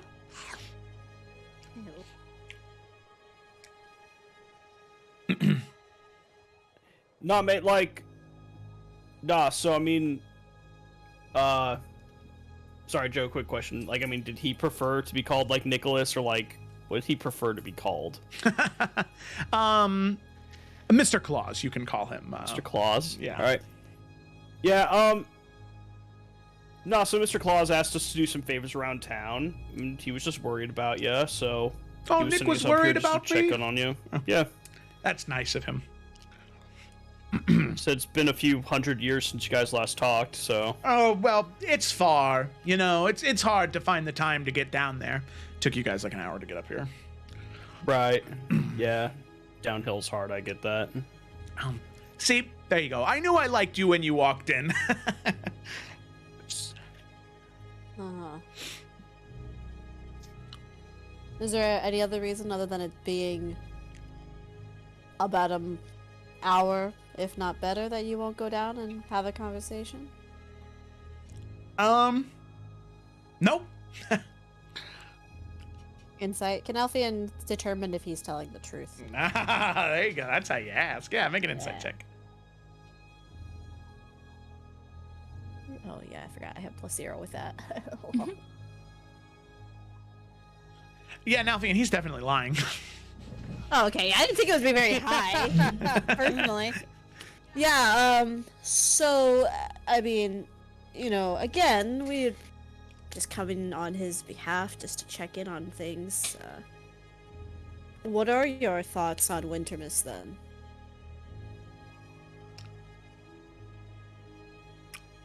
Another day of the year, I guess. It's a day that a lot of people really like. I mean, I can't blame them, you know. Free presents. Get a guy that breaks into your house and leaves things for you that you didn't ask for, a lot of the time didn't ask for. What's to hate about it? All right?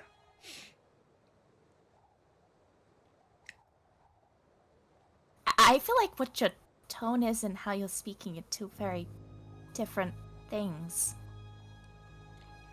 Yeah, I'm gonna be honest, you don't seem like you're being very truthful. No, I know we're strangers here and all, but if there's a problem, you know, we're known for solving them.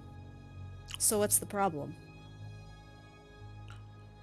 You see, he kind of sets the pie down on the Thank God. armchair of the throne.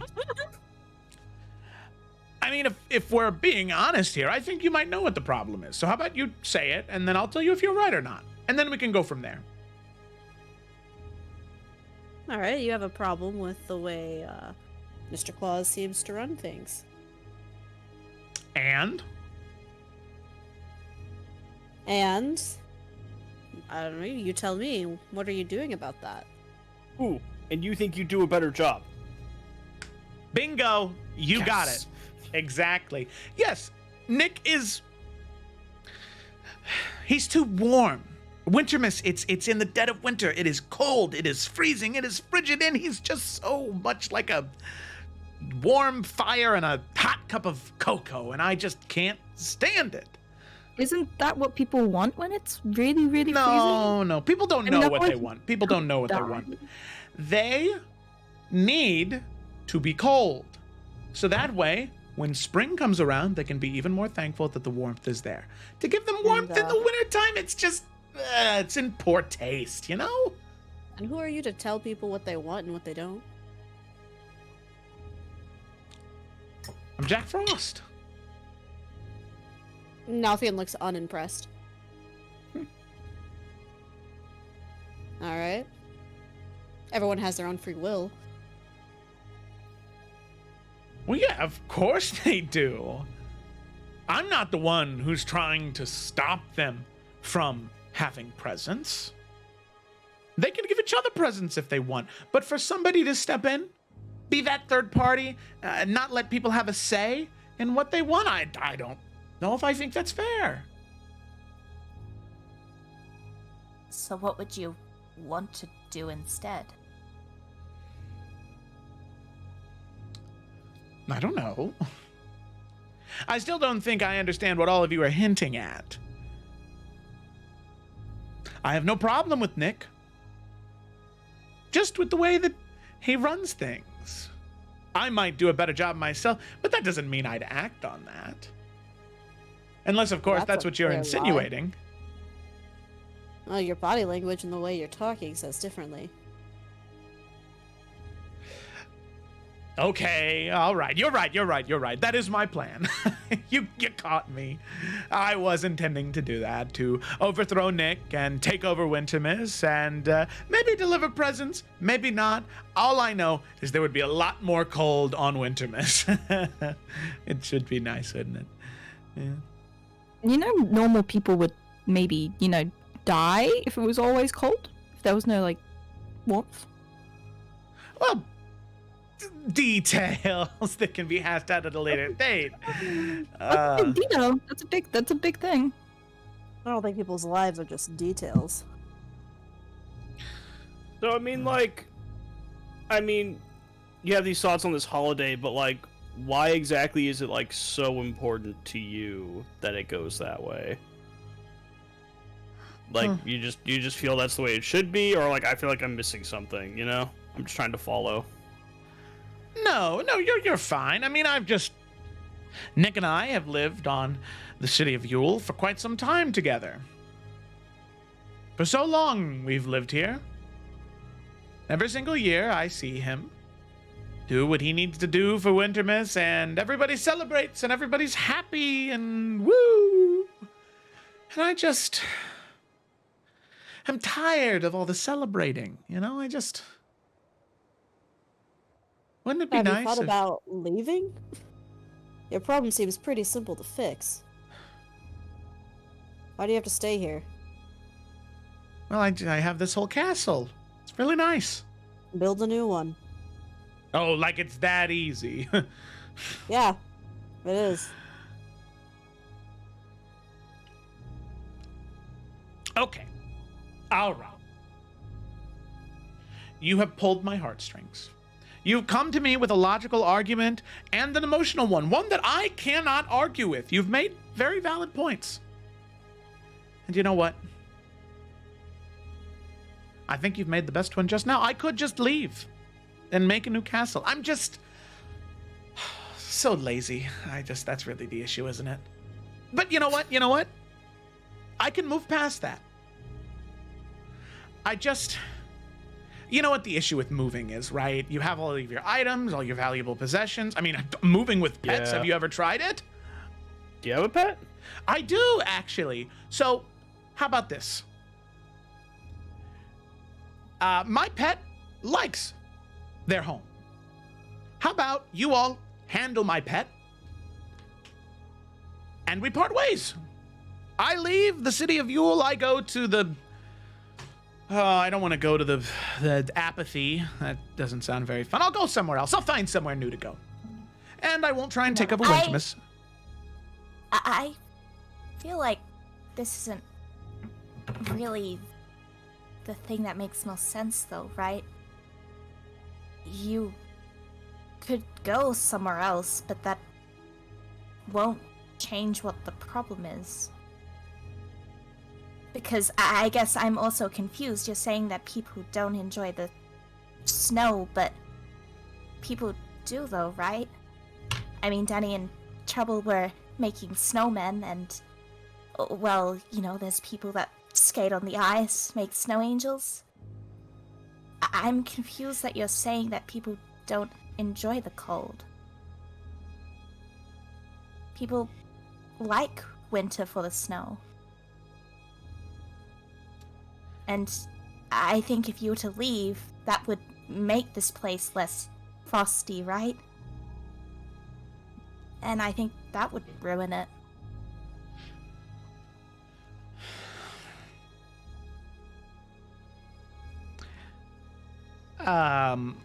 Okay.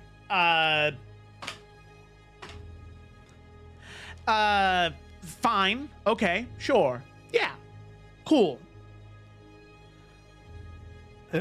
Have you ever thought Cool. about just working together? I have, but okay. Here's the other issue. The pet that I mentioned. Okay. I guess pet isn't exactly the right word. I guess it'd be more of a roommate, honestly. My roommate doesn't exactly enjoy Nicholas. You see, because how do I put this? You see, Nicholas, he likes to reward good adventurers like yourselves with items on Wintermas, of course. Who wouldn't? You guys seem great. But sometimes those adventurers, they go and do things, and those things that they do have unintended consequences. Rewind 1,000 years or so. Group of adventurers get a group of weapons, right? That's awesome. They go out into the world, they start to do things with those weapons. And because of the weapons that were given to them, they end up stumbling upon this cavern of ice in the middle of the tundra in Lyodin. And, well, one thing leads to another. They end up killing a dragon there. Okay? That dragon has children. The eggs hatch. They find out who killed their mother, but those adventurers have long been dead. So, dragon comes to the place where the adventurers got the weapons. Here. Dragon then tries to sabotage my relationship with somebody that I've been friends with for a very long time. So how about this? I'm totally okay with staying here and repairing my relationship with Nicholas. But my roommate might not feel the same way.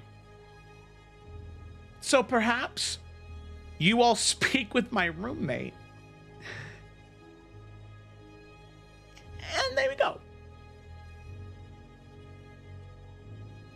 Do I get the sense he's trying to manipulate us, or does this seem like something that he's given some genuine thought? No,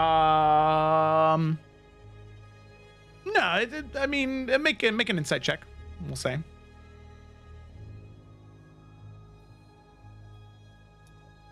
Forgot to connect. No. Sorry, 1 second. There we go. Okay. Insight. Womp. Alright, well, never mind. No, as far as you can tell, he seems like he's being genuine. Yor looks to the group and shrugs. We can talk to him, right? All right, let's stop, beating around the bush here. You know why we came here. You know what the issue is. You are strategically dancing around who your roommate is or what your roommate is. What is it? We'll go talk to him. Sure. But I want to know what I'm walking into when I walk in there. Hey, Zelos, could you come in here? I have some guests that they'd like to talk to you. All of you hear the keep kind of rumble. And there's a large open window behind the throne. And curling from around the window, you can see this incredibly large, scaly, winged beast. As you see, what looks to be some type of dragon. Oh, great. Oh. Oh, so pretty. As you see the dragon come through the window, it speaks in common.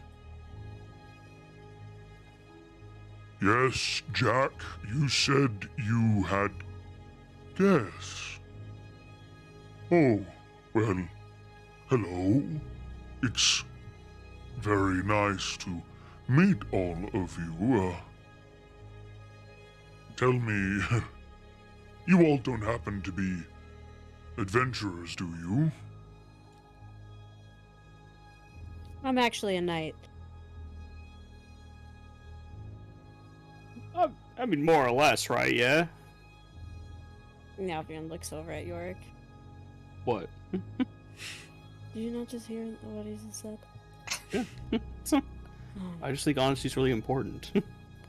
Look, we're not here to cause any trouble. We're actually here to solve an issue. And if that leads to trouble, well... I've kind of put his hands up. We're trying to solve this relationship between Jack and Nicholas. Do you think you'd be willing to... What? Have Tanir vouch for you. Do you think you'd be willing to... let them work together?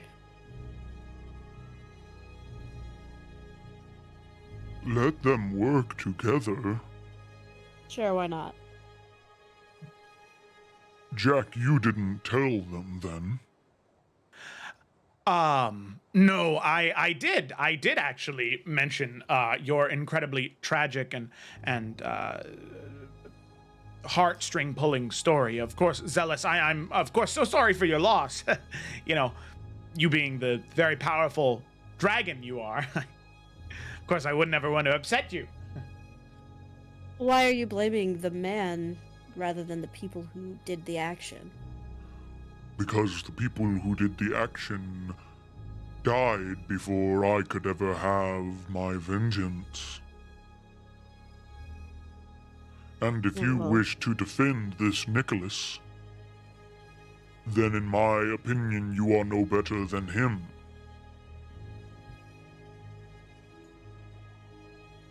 I'll give you a little bit of advice, and you can take it if you want to, but what has this longing for vengeance gotten you? What has it done for you?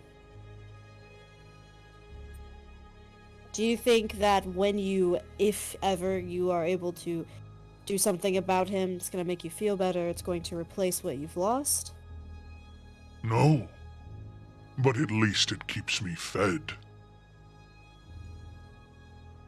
And with that, the dragon is going to start to sort of scurry around the window and move closer towards all of you. As the tail sort of slams into the side of one of the walls, there are these shards of ice that begin to dislodge from the ceiling, slamming down onto the ground. And as they do, those shards of ice begin to coalesce and form into these gargoyle-like statues of ice and snow. As all of you then, I'll pull you all here, activate. Alright, well, I'm gonna enjoy killing this dude. As I move all of you to within Jack Frost's throne. They ain't in trouble or at the front of the pack. Good for them. That is not where they would Wouldn't be. be me, but Alrighty. So with that, sure. Alrighty. So with that, as all of you dive in to this moment, I would like all of you to, I'll say you moved a little bit closer. Yeah, sure. I'd like all of you to roll for initiative. Go ahead and roll for Lila. Normal. Hey, Lila, look at that. I'm gonna use my ye old boots. Nice. Ye old boots. Add a D8 to it, okay. Add 4 to it, okay. Update, so that means you're at an 18. Why is everything like this? I got a 7. Okay, 7. Okay, I'll go ahead and roll for Danny in trouble, just because I have their thing right here. Oh, oof. Okay, and then we got Jack Frost, Gargoyle, and Dragon. What the fuck they do. Oh my god. Oops. All right, we're gonna begin combat. So it's so funny that Lila is going second. Hilarious. So we have this gargoyle right here. Is going first. They are going to move. They're actually going to fly over this way, right in front of Nalfian and Yorick, and they're going to make 4 attacks. You can see they have like these 4 shards of icy arms. 2 are going to go at Nalfian, and 2 are going to go at Yorick. Claw. Attack. Ooh. Nalfian, the first one against you is a natural 20 to hit. Yeah, no. Oh, never mind. I already used my Dutomatic Stunner today. That's funny. Ooh. All right. 18 points of damage. Second claw, Nalfian. That's a 10 to hit, so that's a miss. Yorick. Claw. 27. Yeah, barely. 7 points of damage. Get out of town. 7 or 17? I didn't 7. catch that. Okay. And then the second one is a 24 for an additional 7 points of damage. Okay. All right, that's the end of its turn. Lila will be going to do something that is a good call for everybody involved. Yeah. Yeah. All right. I believe it.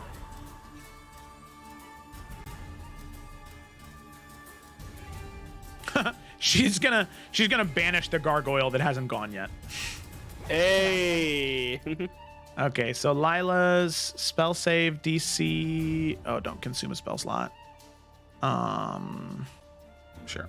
Play. It was banished. It failed the saving throw. All right, cool.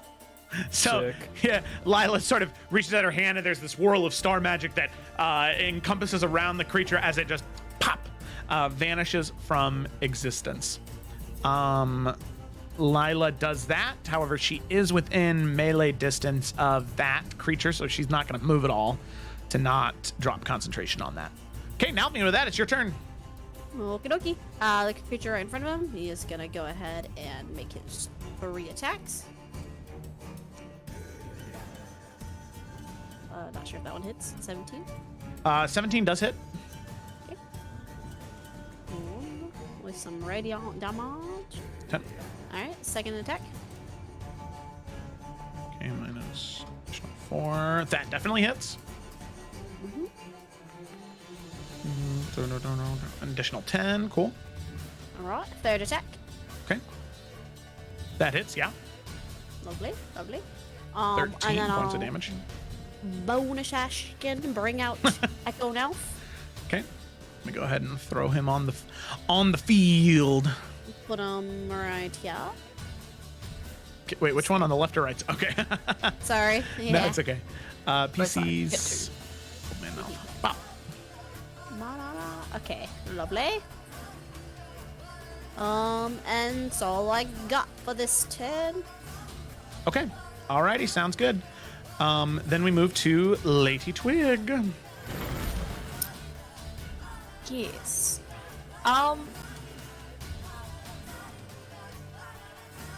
That doesn't seem like that'd be an obvious problem, shooting arrows into a gargoyle, right? Because it is kind of stone, right? So... No, yeah, you would have no problem, especially considering your items are magical. No problem at all. If your crossbow was not magical, it would be an issue. But no, you're good.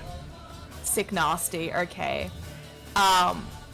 So she actually let me choose something first. Yeah. Okay. She will take a little bit of space back, and then is going to just shoot into said gargoyle. Bop, bop, bop. Oh my god! Actually, Oh, right. yo! Twiggy Bo Biggie, dude. Natural 20. Okay. So yes. For the first one, then of course it's poopy damage. I cannot do quick maths right now. So it's a 9 plus 14. Yes. So 25 for that first one, and the second one is d8. Oh, okay. 11. And then for the final one is 10. Did the never mind. just get messed up? No, the overlay's good. Overlay's good. Well, Forgot I. Gemma, quick question, because maybe I'm not remembering correctly. Do you crit on a 19?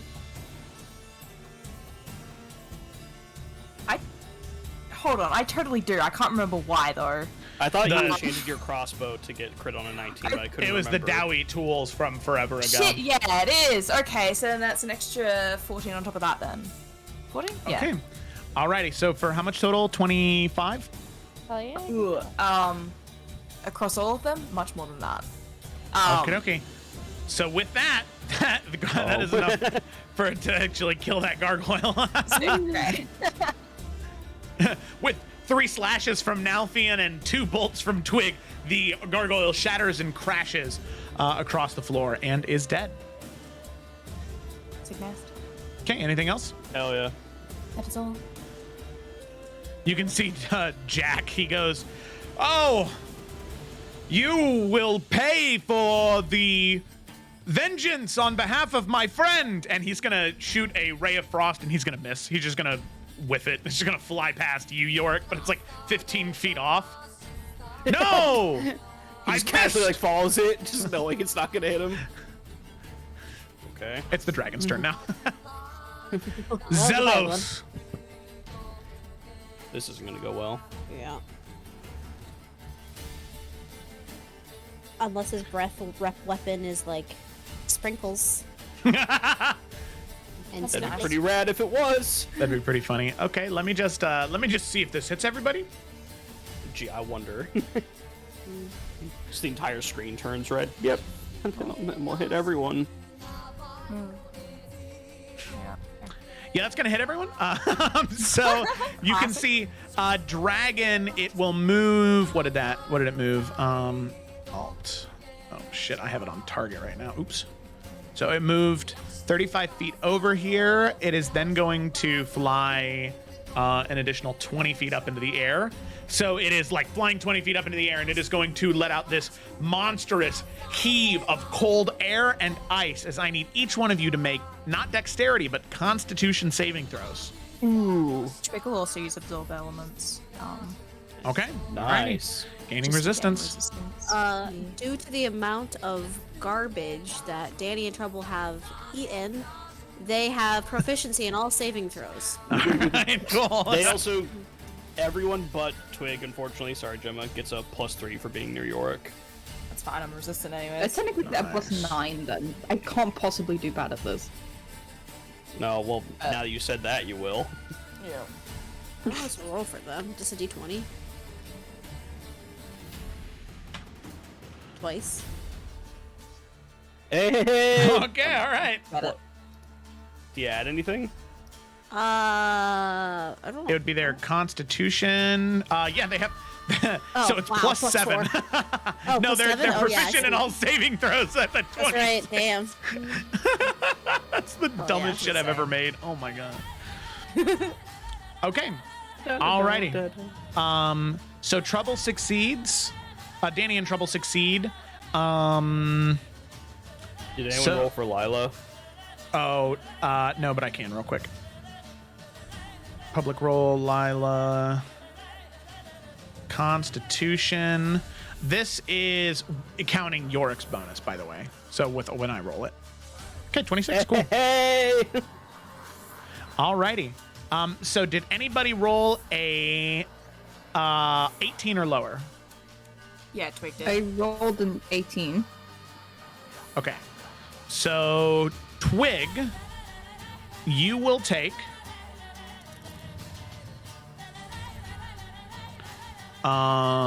let's see, that would be 23 points of cold damage because it is halved. Is that everyone with the else? resistance as well?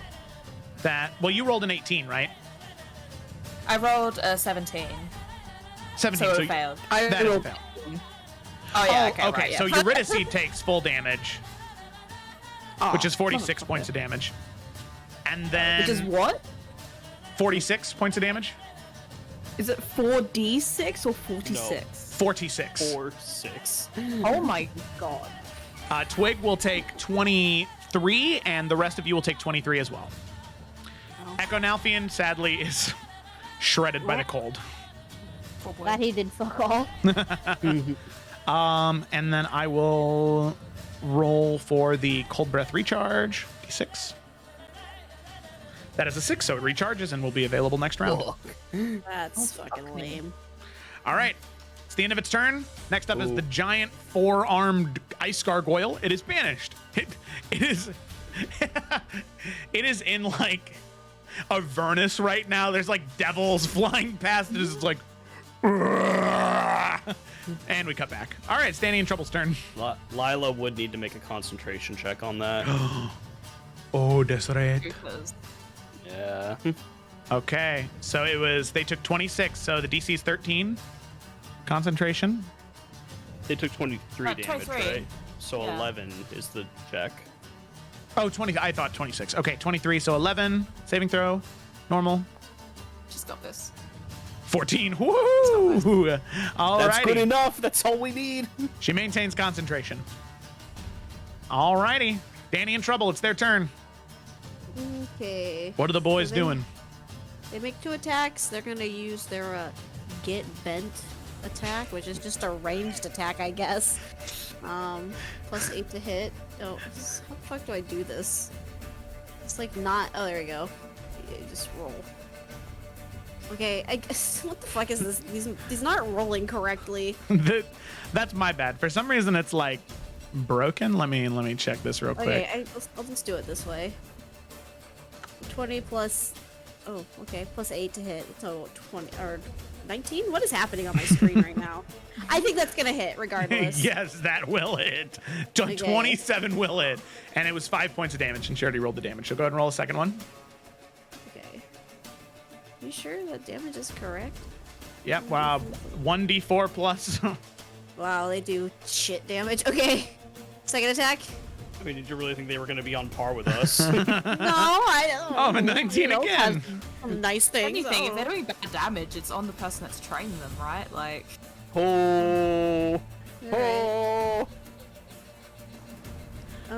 And now Nalfian doesn't teach him how to use ranged attacks, so. Plus 2, so. So 5. All right. Boom. You can see, because the thing is, they don't have ranged weapons. They just have shit in their pockets that they're like pulling out and throwing at the dragon. And, you know, between the two of them, they throw a couple of forks and spoons that slam into the eye of the dragon. And the dragon like yells out in pain. Danny and Trouble, they high five due to their success. All right, are they moving at all, or are they staying right there? They really should move so we don't get blasted again. Is this like frozen water or something on the Yes. side, or? Mhm. It's just also, slippery. guys should walk on that? Okay. Yep, it's just for every 5 feet you move, you got to make a dex saving throw, or you're knocked prone. Okay. Sick.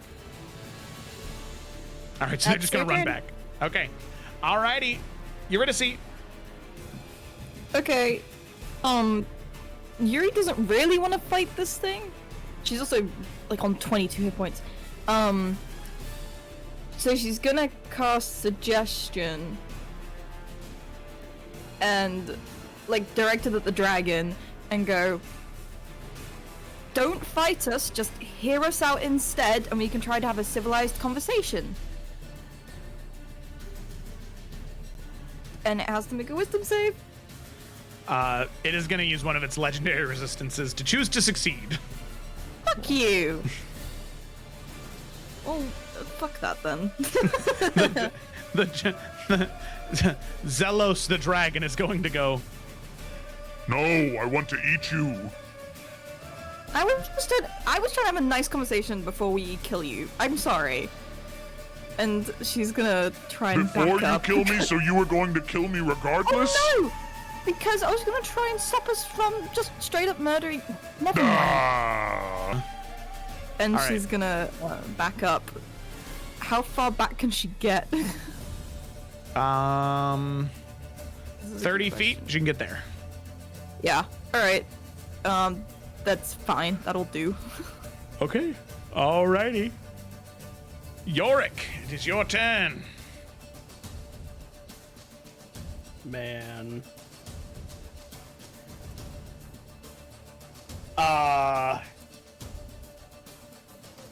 So question, Joe. I mean, obviously dragons are intelligent creatures. Like, they can understand, they have feelings, like they can think and all that stuff. Does this one seem like so blinded by what happened that there's like no hope for a peaceful resolution to this? Correct. Okay, that's unfortunate. How high up in the air is it? 15, 20 feet.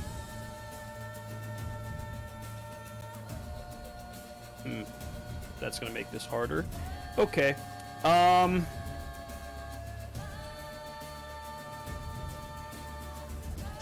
York's gonna move, get a running start, move closer, and he will high jump up to get close enough to slash at it. All attacks for the rest of this combat will be non-lethal from Yorick, Okay. as he's trying not to kill this thing. Okay. All right. I rolled the damage. Sorry, 1 second. Okay, that sucks. Let's try the second hit. Oh, Does a 22 hit? a 22 will hit. All right. Okay. And I'll just keep the damage from the first roll. That seems fair. So 10. And we'll drop a second level smite into that. Okay.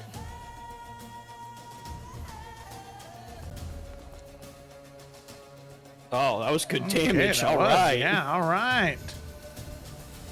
And then, where's the actual damage for the weapon? Oh, there it is, 10. It Okay. was. I rolled it first, so that was an accident.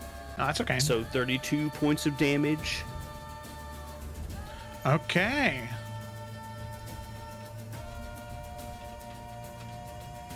Cool. Alrighty. Alrighty. So with that, you make that one slash into the dragon, Yorick. As you do, you're able to sort of hook the glaive into it and use that momentum to end up grabbing up and onto one of the legs of the dragon. So you're currently just hanging from it now. Oh, it was like, haha, looks down. This might have been a bad idea. Or I guess I leave it up to you. You can either grab onto it so Yeah, you're let's there. do it. Okay, all right. Yeah, it's cool. I played Okay. Shadow of the Colossus. This seems cool. Okay, alrighty, sounds good. Alrighty, that gargoyle is dead, so we'll go ahead and delete him. It is Lila's turn. Lila is going to move there, and then she is going to move 5 feet there. Dex saving throw. See if she slips and falls. Please don't fail on that, Lila. She succeeds. Dex saving throw. Additional 5 feet. Nice. And then final 5 feet. She just wants to be all the way out of the breath attack range. Final Dex. See if she goes prone. God damn. Hey! Jesus. He's an ice skater, baby. Yeah, she Yeah, I was gonna say is. she was moving and then just started skating towards the end. Beauty, she is grace. All right, Nalfian, it's your turn. Okay, can I ask you a question? Can Nalfian run and run on Yorick to get to the dragon? I guess Use him Yorick as is. a stepping stool. You know what I'm saying? Like to step on his shoulder. You know what I mean? To Is- get the height. I mean, Yorick is hanging off the dragon, so Nalfian could grab onto his leg and climb up Yorick to get on top of the dragon. Yeah, sure. Yeah. All right. All right. Excuse me. Pardon me. Coming up. And Okay. Yorick No. would just say to Nalfian as he goes by, please don't kill him. Nalfian is gonna give Yorick the most questionable look. No promises, man. And he is gonna go ahead and make his attacks. 3 attacks. First Okay. attack. 21, that hits. Okay. Radiant. Radiant. Ooh. Second attack. Okay. Oop, I don't know about that one. 17 does not hit. That's alrighty. Third attack. Oh, that one definitely doesn't take either. Oh no. But I don't care because we're gonna. What are we gonna do?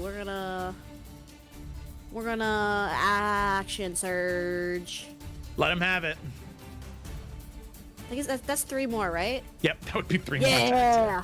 What? Oh my god. It doesn't matter. I can't Oh hit. no. Right. 1, 2. Wow. No. Wow.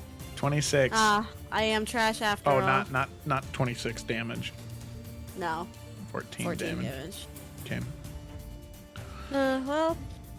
You can't have win 'em all. you have your DM inspiration for applying to the the Roll20 game if you want to use it on one of those attacks. Oh yeah. You know what? Please, because that was just a waste of my thing. If I don't at least get 1 more. Yeah, sure. Braylon is. Ah, well, you know, it's my life, isn't it? All right. Well. Oh god, I'm so sorry. I remember how Rand felt the other day when he couldn't win against Elendar. This is how I feel now.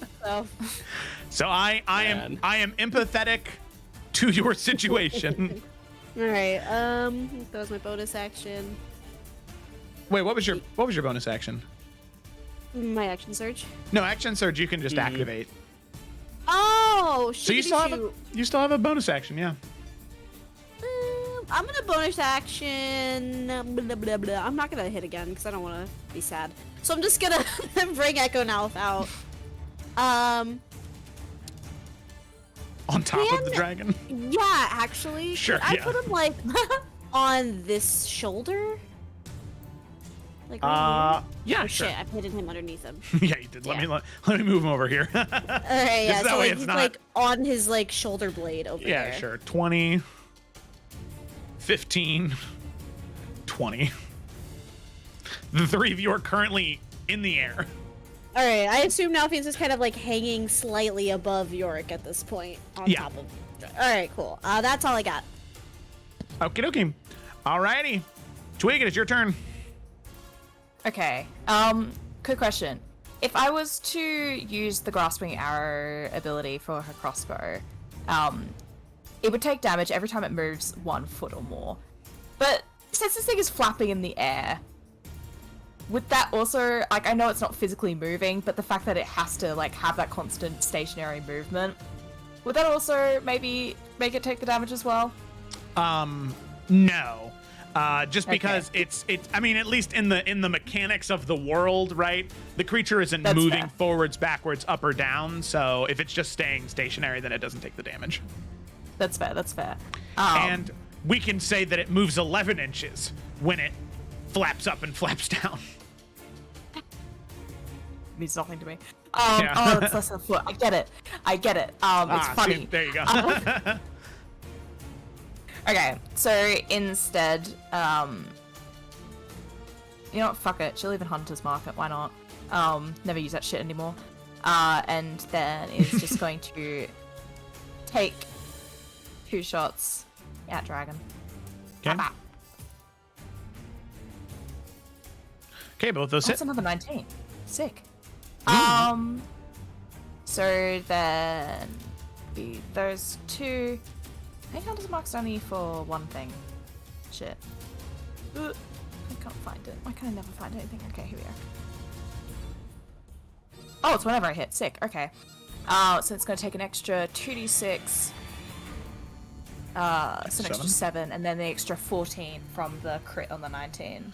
Nice. Okay, yeah, it is actually looking relatively rough right now. As some of the scales are cracked open, there's small bits of blood that are beginning to pour from those open wounds. It is looking bloodied. I don't move too far. Alright. So I'm just going to stay there as well. That'll be my turn. It's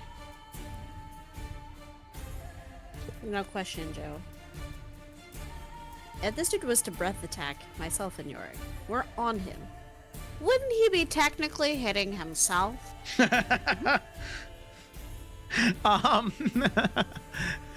So probably what he would do is he Barrel wouldn't roll. yeah, no, he wouldn't. If you guys are on top of him, he wouldn't be able to hit you. All right. Yeah. Any follow-ups or was that... Nope. Okay, all right. Why is my phone? Okay, that's weird. Oh, Kayla, your stuff is here. I know. All right, cool. Okie dokie. All right, so Twig, lots of good damage. Do you want to move at all, or is that it? No, because I feel like the only ways you can move is going to be still within its range, and I don't really want to get out on the ice because that seems dangerous. Okay, dokie. So then we come to Jack's turn. Jack is going to... You must surrender, for it is only right that you do so. Yes, and he's gonna cast Wall of Ice. And he's gonna cast Wall of Ice. Let me make sure it's the right color. He's gonna cast Wall of Ice right here. So you see a wall that pretty much separates him from all of you. 10-foot square panels. So yeah, the wall is like 10 feet high. So Nalfian, Yorick, and Echo Nalf can still see Jack as the wall raises up, blocking you guys off from him. It's the dragon's turn.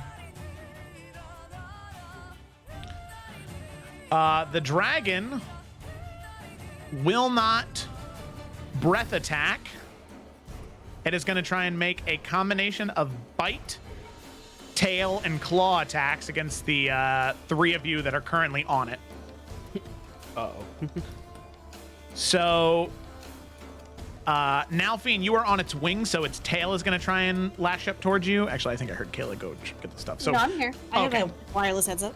Oh, nice. Okay, so there's going to be a tail that ends up smacking towards you. Oh, let me... That's 14 to hit, which is a miss. So the tail swings up towards you, but you're able to shimmy out of the way. Yorick, there will be a claw that comes towards you from the other hand. Mm-hmm. That's a 17 to hit. Miss. Okay, cool. And then finally, there's going to be a bite. As you're hanging, Yorick, there's going to be this chomp, as you're the only one that it can kind of get its head towards. Hit. Chomp. Chomp, that's a 21 to hit. That'll hit. Okay, all right. So that'll be 20 points of damage with D8 of that being cold damage. Ow. And that is it. It is... real quick, I needed to make a dex saving throw, so I'm going to activate the Rod of Retribution. Nice. Okay, dex saving throw. Pretty sure it'll succeed. Nope, that is a 7. Oh, wow. Is okay. Is a 2 plus surprising. 5. All right. Give me 1 second. It's not going to be a ton of damage anyway, but hey. Oh. There we go. 5 points of lightning damage. Yeah, all right. Cattle prod. Yeah, pretty much. Ow. Okay, dokie. All right, so 5 points of damage as it shocked back. But yeah, all righty, that's the end of its turn. Actually, wait, no. It is going to... it is going to fly... 60 feet up... 60 more feet up in the air.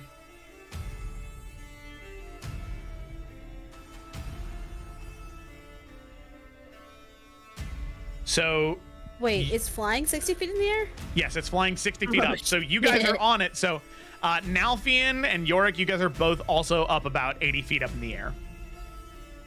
So if you fall, you will take 8d6 worth of damage. Fuck, let's not fall, my guy. Yorick looks at Alfian. I got a plan to get down. Okay. All right. Trust. Gargoyle is still banished. Gargoyle is still in Avernus. There are now like several like smaller imps and devils that are surrounding it as it's like swiping away at them, trying to get them to go away. Danny in trouble. All right.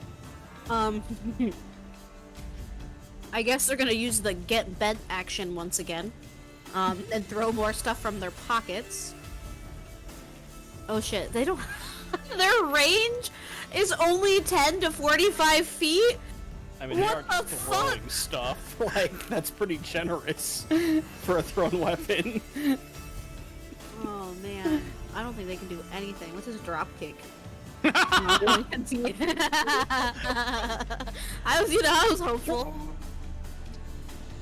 Alright, they literally can do nothing. I regret bringing them so bad. Okay. I don't. Nah, that snowman scene alone was worth it. Last turn. They'll walk over here. Okay, I will also say, don't forget they have, hey, cut that shit out. So if a creature attacks Nalfian, Danny and Trouble have advantage on attack rolls against that creature. They can't get to him, honey. Well, He's yeah, 60 I know. feet in the air. I'm just saying. Okay, all right. I promise the other two areas, they'll be more useful than here. Nah, that's alright. That's their turn. All right, you're ready to see. Okay. Desperately trying to figure out a way that not all of them in the fucking sky are gonna die.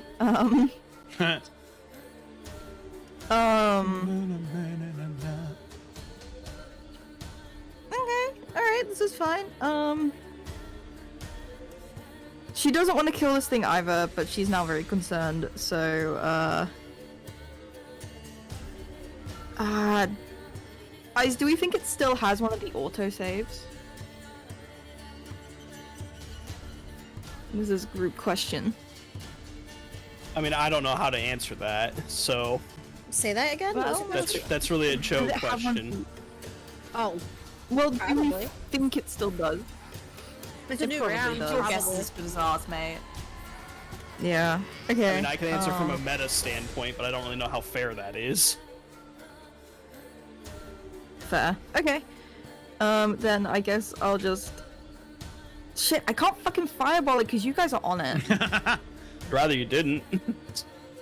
Yeah, no, I'm trying not to. You just kind of took out a lot of my attacks here, my guy. I would say Sorry, we're it attached. is close enough to the ceiling where you could Yeah. probably hit the ceiling behind the dragon and not hit the three of them. Okay, then Well, I see I'll what you're probably go for that. I'll yell, "Sorry, Jack. Your castle's really nice," and then You fireballs. devious rapscallion! All right. Oh, he used the R word. Jeez. Italian. Oh no. I'll do it 4th level. All right. Oh shit. God damn. So it is. All right. Dex saving throw on the 86. dragon's part. It will not use a legendary resistance because it's not super afraid about this damage. Actually, you know what? It's looking pretty rough. It is going to use a legendary resistance to succeed because it rolled a 9. Man. It takes half damage. Actually, Okay, let me so it's check taking something. half damage. Yeah, it's taking half damage.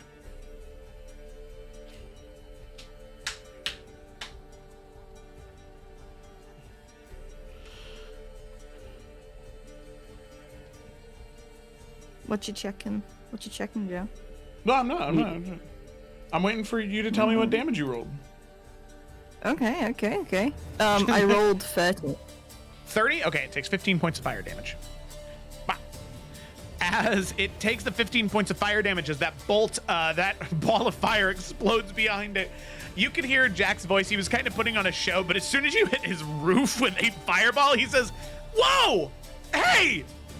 Not cool!" I'm sorry. It's kind of, my friends are up there. I had to do something. So Not you cool, blew 'cause a it's hole fire, in I my get it. roof? I couldn't do anything else. Get from behind the wall and help us then. He grumbles, but he doesn't do anything else. Okay, I think that is... I'm gonna get a bit closer. I'm gonna go just in front of Twit. Because I can't... I'm struggling with distance right now. Okay. So, sorry, you said get right behind Twig? Just in front of Twig. Just in front of Just Twig. in front. Okay, cool. Alrighty, so you moved 15 feet in front of Twig. Then we move to Yorick. All right.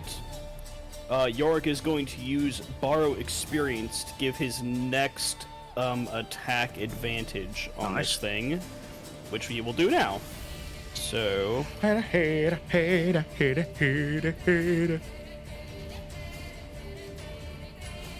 Did it roll twice? Nope. Why did it not roll twice? Okay, hang on. It's all good, homie. Ooh, I'm guessing neither of those hit. An 18 just hits. Oh, that's lucky. All right, then, okay, damage. Nice. And we're gonna drop another, second level smite.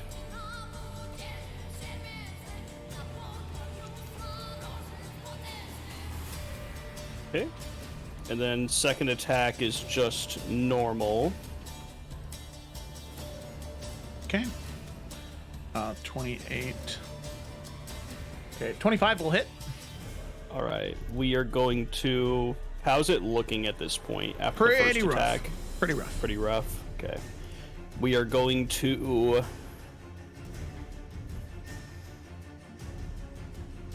Give me 1 second. Sorry. Mm-hmm. All right. I'm gonna drop a. A third level smite and also use power strike for an additional d6. So, Okay. 4d8 plus 1d6. Now, before you roll any of that or mark any of that off, I just want to be clear that you can't necessarily strike non-lethal when you're divine smiting, because it's. Oh, you can't? Yeah, just because, like, you know, what does that look like? You know, when you're using raw divine energy to hurt somebody, it's not like using the blunt end of a sword to knock somebody out. You know what I mean? Okay, then I will not do that. Okay. I just wanted to be clear, because that. It's fun. Yeah. Can Nalfian shout to Yorick? Because, like, can he tell that he's, like, pulling punches here? 1000% he can. Okay, great. Hey, man, what's the deal? Oh, now is not the time.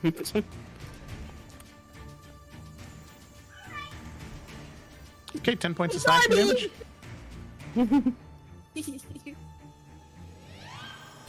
That's it.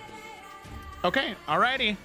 We come up to Lila. Still concentrating on that spell. She will, however, cast a she doesn't want to move. She'll cast a third level healing word on Eurydice. Eurydice heal 12 hit points. Oh my god, thank you. All right. Cool. Appreciated. Yes. Nalfian, it is your turn. Okie after Yorick says nothing, Nalfian's gonna, like, he's like this confused look on his face. If he doesn't say anything, Nalf's just gonna keep going, because he doesn't know what Yorick's plan here is. Let me go to my character sheet there. Character sheet. Let's try to actually hit this time. Alright, here we go. I believe that you can First hit this. Nalfian's got this. Hey, yo, 28. That's a hit. Well, alright, that's fine. Oh, Divine Wrath. 8, Divine okay. Wrath. Okay, alright. Third attack. Okay, Wow, second attack? 18. Oof. Okay, that one misses. I imagine this dragon is just kind of flapping around a little bit. yeah, so it's making it a little hard. You're like to get hanging out. on a wing right now, like slashing at it. It's not pretty what the attacks you're doing. It is. Yeah, that's fair. That's fair. You're 80 feet up in the air. Anytime you look down, you're like, fuck, that could be broken kneecaps. That's awesome. Yeah. Okay, second attack or third attack. Okay, I mean. now it's the third attack. Jesus Christ, get it together, man. All right, you got your bonus action. Okay, I'm going to bonus action. Nalfian's getting really frustrated, so he's just going to, with his dagger. There's not even any like finesse with this anymore, and also just to like hang on. He's gonna jam his dagger into whatever, like, underneath a scale as far as he can. Okay. Oh my Jesus Christ! I hate this game. Oh my I quit. God. I quit the game. Okay. Wow. Shadow now has Unleash Incarnation, which is not a bonus action. It's just a thing that I it's can just do. So Just maybe make an my attack. future self could be better than me. Let's do this. Yes. All right. Okay, Hey. thank God. I was gonna give you DM inspiration there if that missed too. It's okay. Now I know how it feels. Yeah. It's alright. Like I said, he's flapping around everywhere. Nalf's just trying to hang on. These are not clean dancing strikes. These are just messy swipes. Echo Nalf is finally able to land something, so. All right. Well, that's his turn. 10 points of damage, Nalfian, is enough.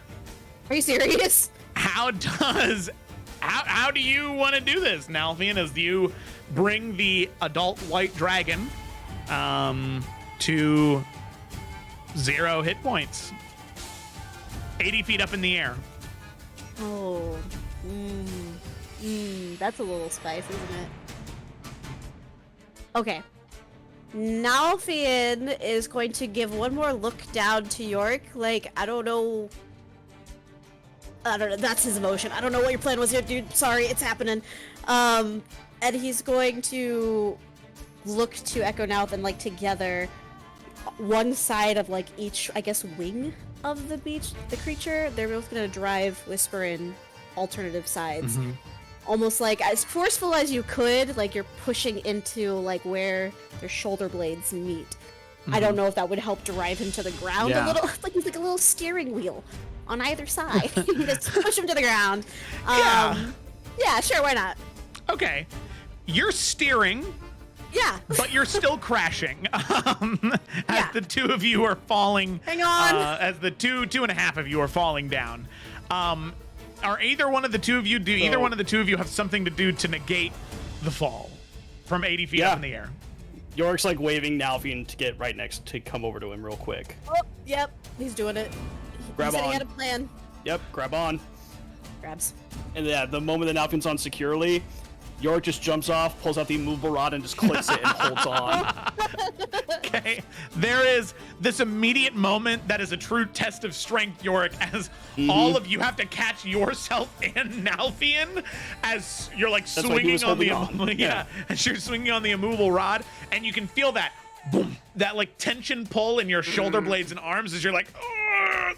But eventually you're able to find that equilibrium as the dragon's body crashes to the ground. The ice around it breaks and the water splashes up from underneath as you can see the dragon, Zelos, is dead. And you can see How? How what dead were- is he? Is that what you're about to say? what was your question? Completely. Like, how high are they in the air? That was my question. 60 feet probably. It probably took Yorick a second to pull it out and to click it, so about 60 feet up in the air. Okay. Okay. Do you want help? I mean, I have a plan, but I mean, if you have an easier one, I'm all ears. So we'll get to that in a second as the two of you are hanging up there. Yeah. You can see I this see it? happens while the two of you are hanging up there.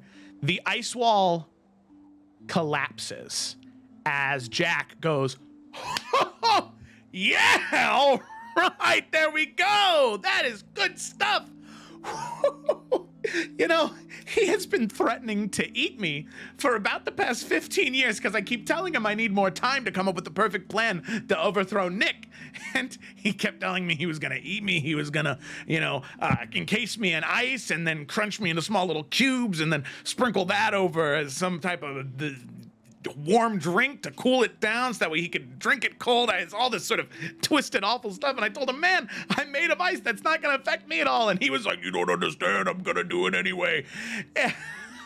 Oh, my God. Now, now I can finally just sit here and do nothing. Because, the worst part was he was just trying to get me to do something. I mean, I like Nick. Don't get me wrong. I like him a lot. I think he's a great guy. I truly do. He does wonderful things for people around the material plane. I myself would prefer if things stayed a little bit colder in each individual household, but hey, people love him for a reason. So you know what? I'm good. I'll stay here. I still have half this lemon meringue pie. Oh my God, you guys are really high up there. You were like, you the dragon, and you like use that, is that a movable rod? Yeah. That's awesome. That's cool. Do you want help, or? And Eurydice at that point, again, whatever. I'm all ears. That point, Eurydice, I don't know what you wanted to do, New but. York as I think I'll ever be. Well, what Yeah, about I that was one gonna- training session? No, since Nelfian, as you're like Oh, holding we've on never to talked him, about that. like Oh, my you're bad. like underneath his arms right now, like you're right around his sternum, but Wow, Nelfian, yes. you keep like sliding down Sliding? This is not good. I said, hang on. until I'm eventually, trying. Nelfian, It's your cold in ear is here. right at about his belt line. Jesus Christ. Somebody get me down. Yeah, okay. I'll just drop. I do have a question about metaphysics, Joe. So So we don't have time for this. Sorry. Go ahead. I have a theoretical The metaphysical question if you might have the time to answer it. Yes, Yeah, please go ahead. the distance spell meta magic thing means that if you've got a spell that has a range of touch, you can make it 30 feet.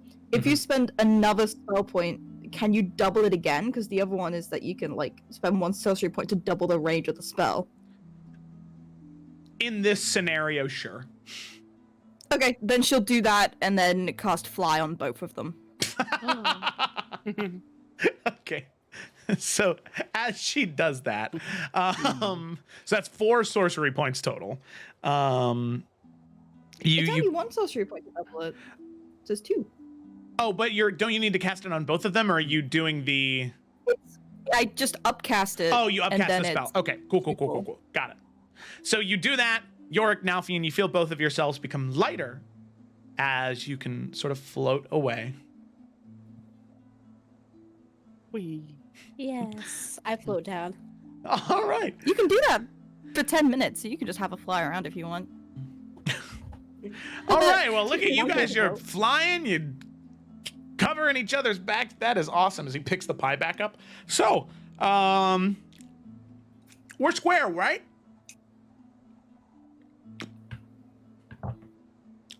Go visit Nick. He Tiny. misses you. Yeah, I will.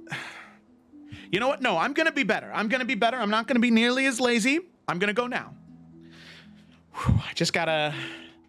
He stands up. And he sits back down. Do you think I look okay? Is my hair a little. I wear this hat a lot. I kind of think it. Should I change? Should I wear something red? I 'Cause think you're fine. Okay. I think you look good. Yeah, sure. Should I bring him a gift? That's like his thing, right? The gifts, right? I think he that just is wants to his talk to thing. you. Yeah. Okay, yeah, you're right. I'm overthinking it. I'm overthinking it. I'll just go down. I'll talk to Father Wintermas, and everything will be cool. Yeah. Yeah, You for got sure. this. For sure, yeah. Okay. All right. Oh, this is awkward. Are you guys leaving too? Yeah. Oh man. Yeah. We could just go together, right? Oh, are you guys walking back? Yeah, I think we are. Yeah. I mean, how long does this fly last for? Because I'll do this. 10 minutes. Say less. I mean, if you guys want, we could there's an easier way to get down the mountain. I just haven't done it in a while. Honestly, I've been in a bit of a stint. I've just kind of been like, I've been staying inside a lot, and I haven't been getting out more. And maybe this would be good. Just follow me. Just follow me, and we'll take my way down. I promise it's way faster. Are we gonna go sledding? Yes. Okay. Oh, okay. Fuck So you too. are you gonna follow Jack? Yeah. Yeah. All right, so you follow him out the side of the keep and further down as eventually you make your way to a very large... Hey, Joe. yeah. Sorry to interrupt. We got raided. I just thought you'd want to know about that. Just thought y'all to know. Oh, yes. Hello, Life at Disadvantage. Welcome. Oh, yes, I did. Okay, yes. Hello. Very happy that you could be here. A regular, wonderful, so incredibly nice. I made it just in time for a dragon kill. Hell yeah, dude. Yeah. Only Christmas in April around here. Yeah. They're currently 100%. currently in the city of Yule, meeting Santa Claus, baking cookies with Mrs. Claus. It's a great time.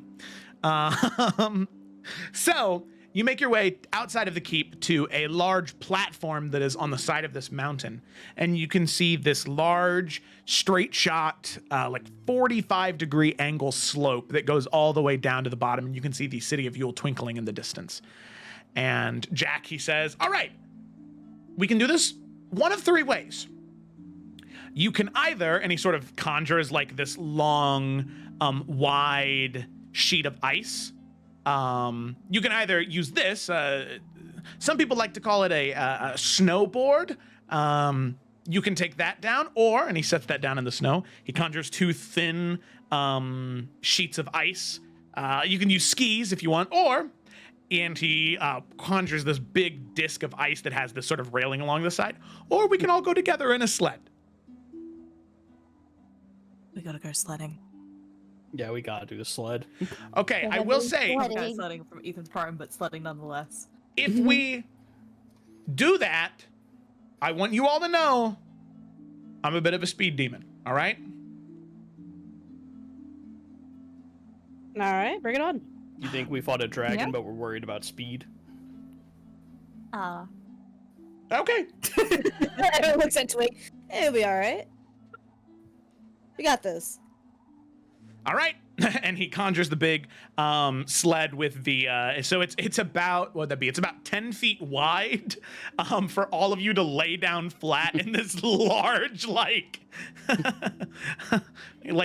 sheet of ice that all of you can lay down on, all of you can grip onto. And he sits in the very middle. Lays down in the very middle, and he's like, all right, get on. Yeah, I'll Gets get on. Oh yeah. Okay.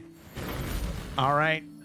So as you get on, oh, here, could you, Kayla, I'm sorry, could you stop streaming, please? Ryan's face isn't on the stream. Womp. Just because I moved back to the RP one. What? Yeah, you're streaming, so, okay, yeah, thank you. All righty.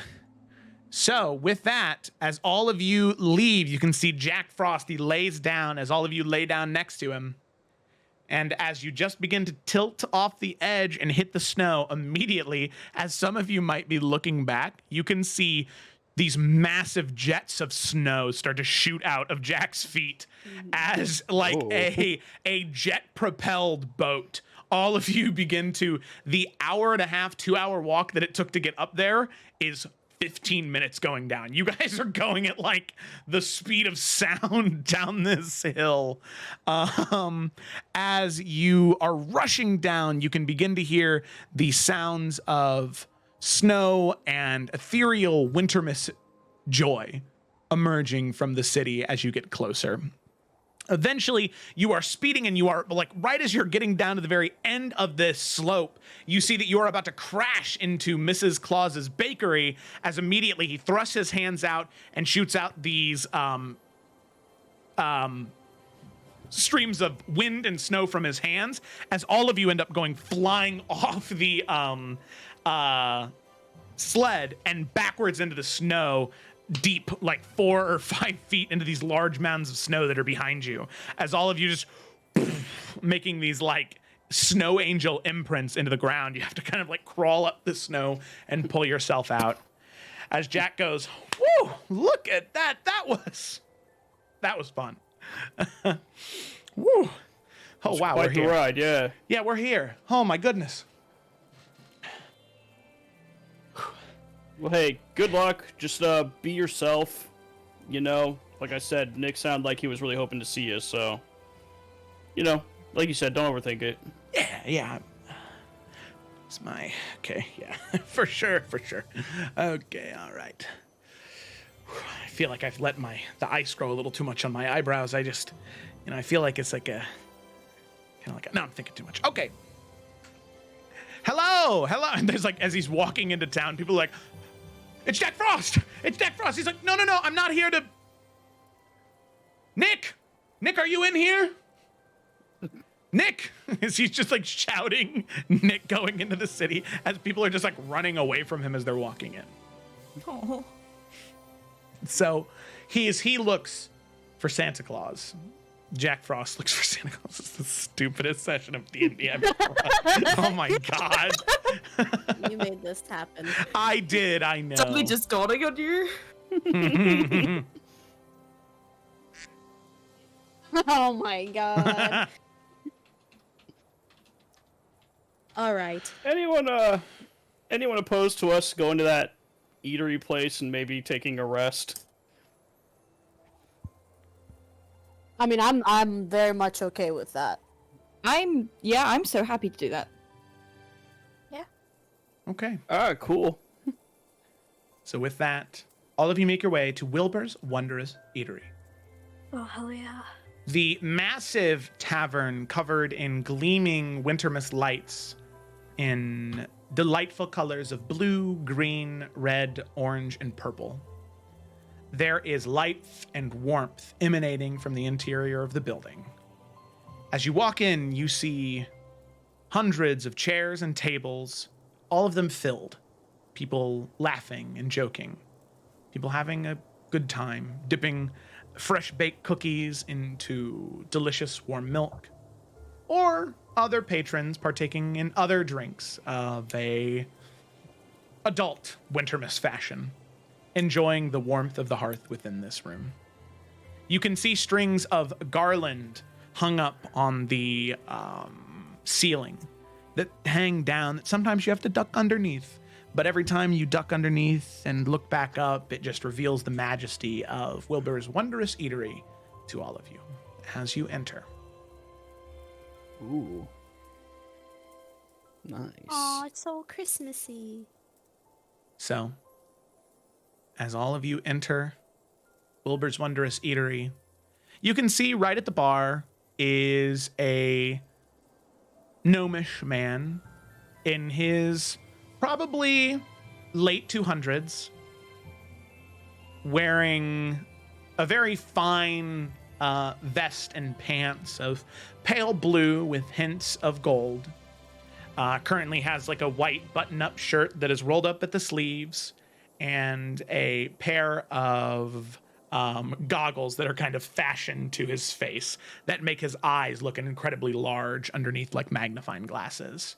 As he has this slight curl to his mustache that he twists up when he hears the ring of the bell enter, he says, "Oh, are there more guests? Well, hello, yes. Nicholas told me all of you would be entering. Wonderful. Please come in. It is Yorick, Eurydice, Twig, Nalfian, Lila, correct? Oh, and the extra guest, Danny and Tiberius, of course. Please come in. Take a seat. Is there anything I can get all of you as you first come in? As a drink, perhaps? Oh, my, you all look rather bruised and beat up. Oh, I hope Jangle didn't put you to too much work in the toy shop. Might have to have a word with him myself. Yeah, those wooden horses are pretty brutal. I'll take a hot chocolate. Ah, hot chocolate, of course. Yes. I'm inside. Jiggle dance. Yep. He did a little jig. But you can see he just like, it's very strange. He pulls out this like large wooden tankard and he just kind of like takes his hand like this and just tilts it and just hot chocolate falls out of his hand. It steams and he says, "All right, here you go." Thank you. Yeah, I'll take Oh, a it's hot good. chocolate. Oh, it's good. I Of didn't course. need to ask. I knew it was good. Oh, I'm so sorry. I forgot to ask. Would you like your hot chocolate with marshmallows or just plain? I'm gonna take mine dry. Thanks though. Yes. Oh, yes. And I suppose, Nalfian, would you like yours on the rocks? No, I'll just have it normal. All right. And he Thank slides you. it over to you. All right. Is there anything else I can get any of you? This is a Christmas plant. You gotta get eggnog, right?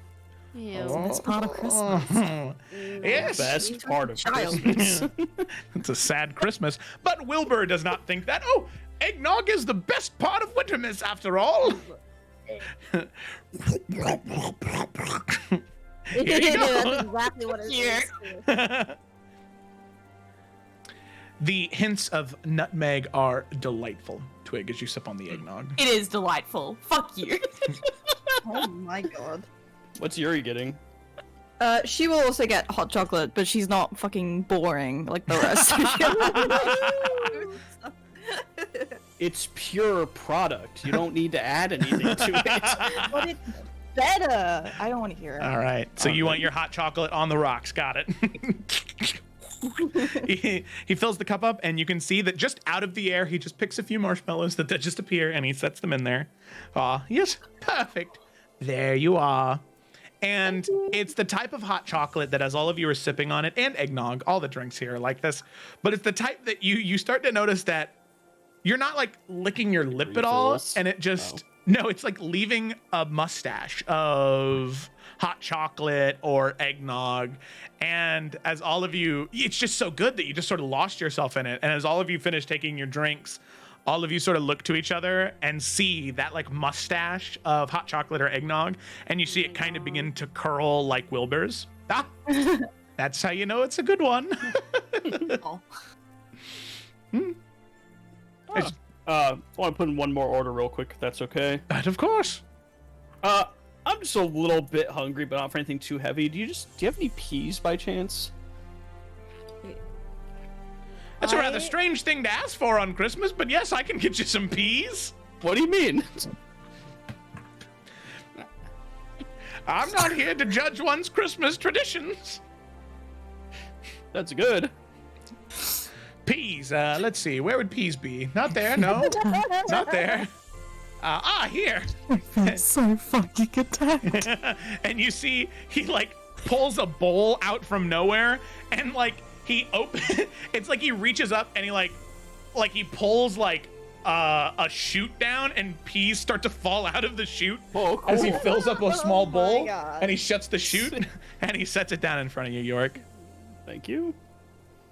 Of course, enjoy your peas.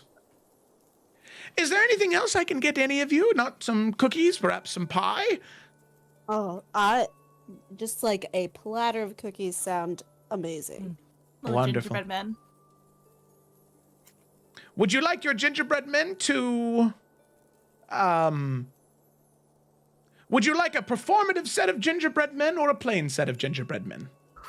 God, if they're performing, it feels like murder, right? I feel much more comfortable if they didn't move.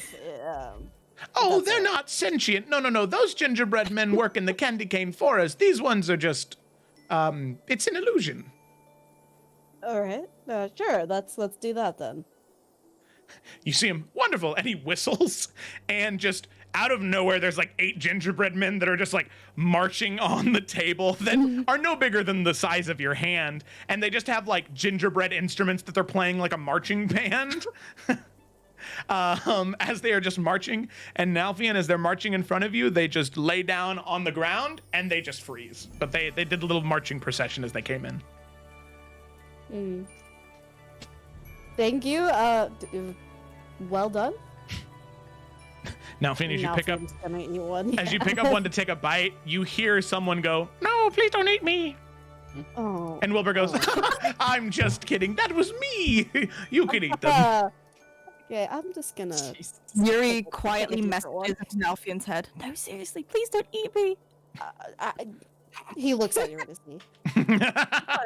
I know that voice anywhere. All right. Now if he's gonna bite the head off this cookie and eat it. This table needs to stop right now. You're all next. Do you understand? All right, great. Chomp. It is a very good gingerbread cookie. Oh, you guys did this. This is what you wanted. Spinal. Oh my god. Alrighty. So as all of you, I thought we had a gentleman's agreement here, guys, but apparently not. now that that's happened, all bets are off. Temptation There. is too strong. So Coward. as all of you sit there eating your snacks and treats, was there anything else anybody specifically wanted to get while they were at Wilbur's Wondrous Eatery? A short rest. Oh, just a short one? I guess we could take a long rest. We could take a long rest and just get Hold everything on, back. we're really gonna take a long rest? Okay. Well, This doesn't Vibe. matter, but... while at Wilbur's Wondrous Eatery, after partaking in a full meal, free of charge, on the gift of Mr. Claus himself, and taking a quick 2-hour nap in one of the delightful feather beds that exist within Wilbur's Wondrous Eatery, you end up experiencing the benefits of a long rest in 2 short hours. Wow. How else are they supposed to get all the toys done? They gotta have You're right. 14-hour Good work point. days, man. Mate, they exist out of time. I don't see why it's even an issue, honestly. Listen, it's all about on. the illusion of choice and happiness, you know? So they choose to make them feel like rushed and overworked employees. Yeah. I see. But when That's the the vibes Christmas are so spirit. good, how can you hate it, you know? True. Yeah. It's always the benefits that make up for it. Eh? Yep, exactly. Alrighty. So as all of you rest within Wilbur's Wondrous Eatery, bellies full and dreams full of sugar plum fairies, you feel well rested and recharged. As you prepare to leave Wilbur's Wondrous Eatery to prepare for the next 2 missions that you have, investigating the Candy Cane Forest and the caves of Krampus, you have just a little bit more ahead of you before you can depart from the city of Yule and head to your final destination, whatever pocket plane Emerald is currently trapped on. But on that note, that is where we're going to go ahead and end tonight's session. I know that is a little bit early, but this way you're in the city of Yule. We're in the happy fun time. So when Felicity comes back next week, she can describe what Lila wants to do without it kind of affecting the tone shift. That's because Jack Frost, there was a reason I wanted you guys to go there first. Jack was a little silly. He was a lot silly. The Candy Cane Forest and Krampus's cave, not so much. silly. Not so silly. It's, Yeah, that checks out. Yes. Don't worry. With names like that, not silly at all. so it is. It's not as silly as Jack. All right, Jack was something else. So thank you all so much for watching. Be sure to tune in next week as we will have a full house next week. Everybody will be here, be able to see the fun times that Lila will have had in the bakery and in the toy shop, as well as the party going up against the Candy Cane Forest and finding out who Krampus is and what exactly they're doing in those abandoned caverns. So, with that, thanks for watching. Tune in on Tuesday for the Adventures of the Salamander Coast, Wednesday for the Tales of Iverion. Not tomorrow, but next Sunday, Buried Time. Or next Saturday for the continuation of the Isles of Iverion. Thanks for watching, everybody, and we'll see you next time.